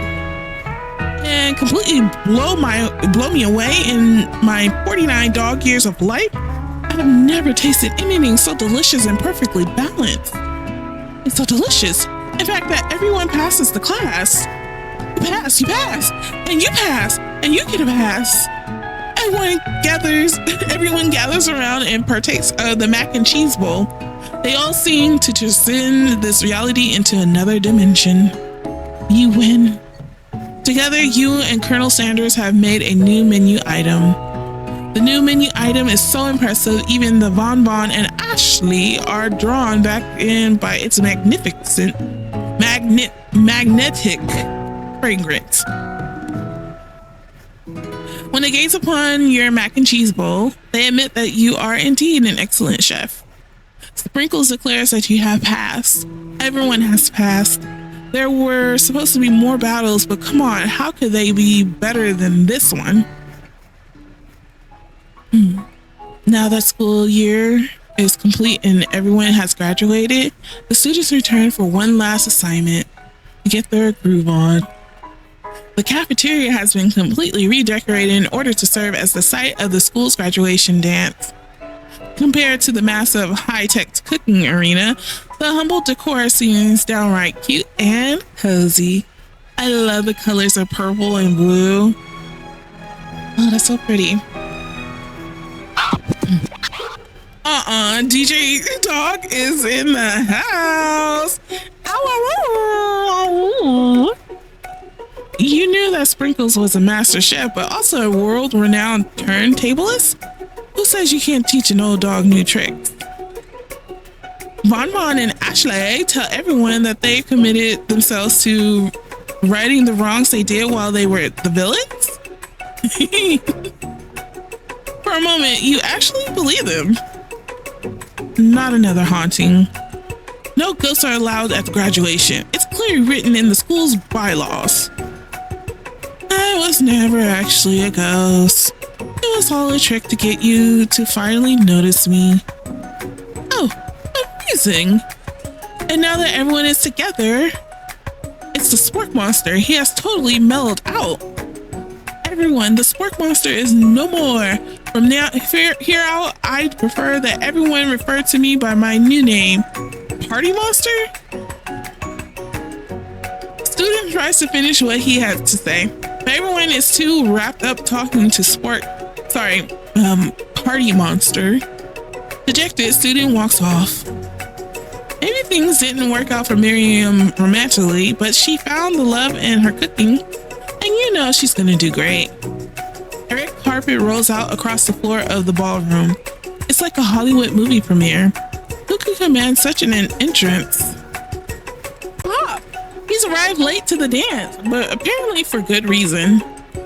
Walking the carpet, you see perched atop his dirty chef's hat. A crown? Welcome back, Pop. I know you weren't able to complete the final exam and accept your diploma, so we had it mailed directly to your father. We figured it was the least we could do for the school's dean. Oh, now I get it. And we get a new wing on the school, not to mention the honor of educating the son of the chancellor of Swashwan. Swash? I'm pretty sure that was supposed to be a joke, but I have no clue what that is referencing. The music at the dance is interrupted by the sound of sparking and electrical hissing. Clank, who has arrived late to the dance. Now that I have graduated, I can reveal my truth. Wait, what? Whoa, he's still doing the talking thing. I am Clank, and I am not of this earth. I am actually from a faraway planet in another dimension. What? What? I actually feel like I knew I knew this the whole time. Now that I have learned the ways of your kind, I must return. Miriam, will you come with me? I don't know what to say. Besides, no, obviously. I have just begun to learn who I really am. This isn't the time for me to devote my life to figuring out who you are, Clank.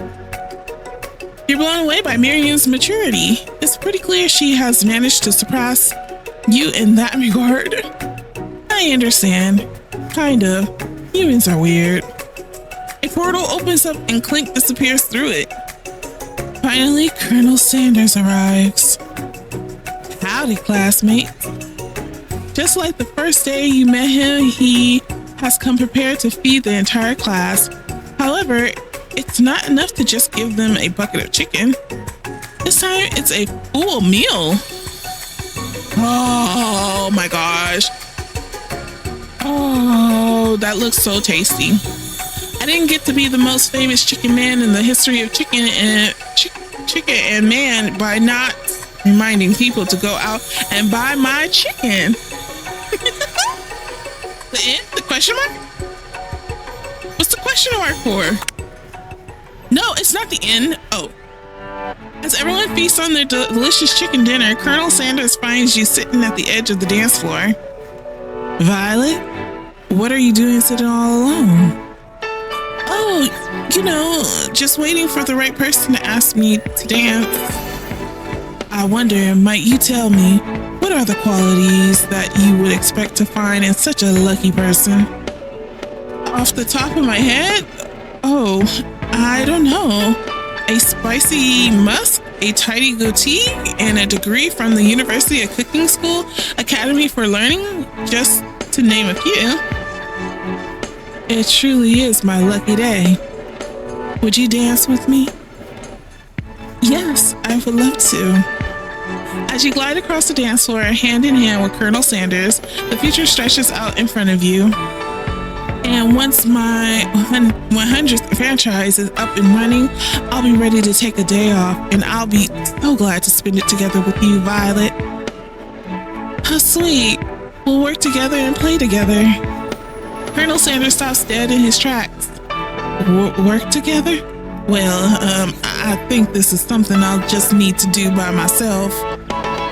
But who will help you run your restaurants? I don't believe I need help. Besides, based on your time at school here, do you really think running restaurants is the best path forward? Could it be you found a love connection, but failed to earn Colonel Sanders' respect as a chef? Can you live with only half of him? Will you be able to endure sharing him with his other love, the life of an entrepreneur? I suppose I could enroll at pastry school.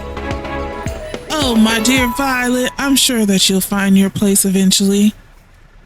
And along the way, you'll have me by your side. What?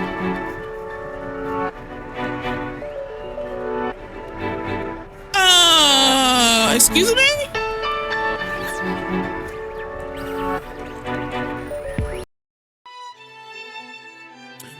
Well, that was I Love You, Colonel Sanders. I don't know. I don't like that ending. He just basically derailed my whole dreams for his, but I guess. I did enjoy this game a lot. This was funny. It's like a fever dream. Oh, I love stuff like this. I love animes too like this as well, like Bobo Bo Bo Bo Bo Bo. If you never heard of Bobo Bo Bo Bo Bo Bo, you gotta watch Bobo Bo Bo Bo Bo Bo. If you can find it streaming somewhere. It used to stream a long time ago on Crunchyroll. I don't know if it's still in there. But anywho, I hope you have a great rest of your day, evening, night, or whenever you see this video. Comment down below, like and subscribe. And I will see you on the next one. All right, bye.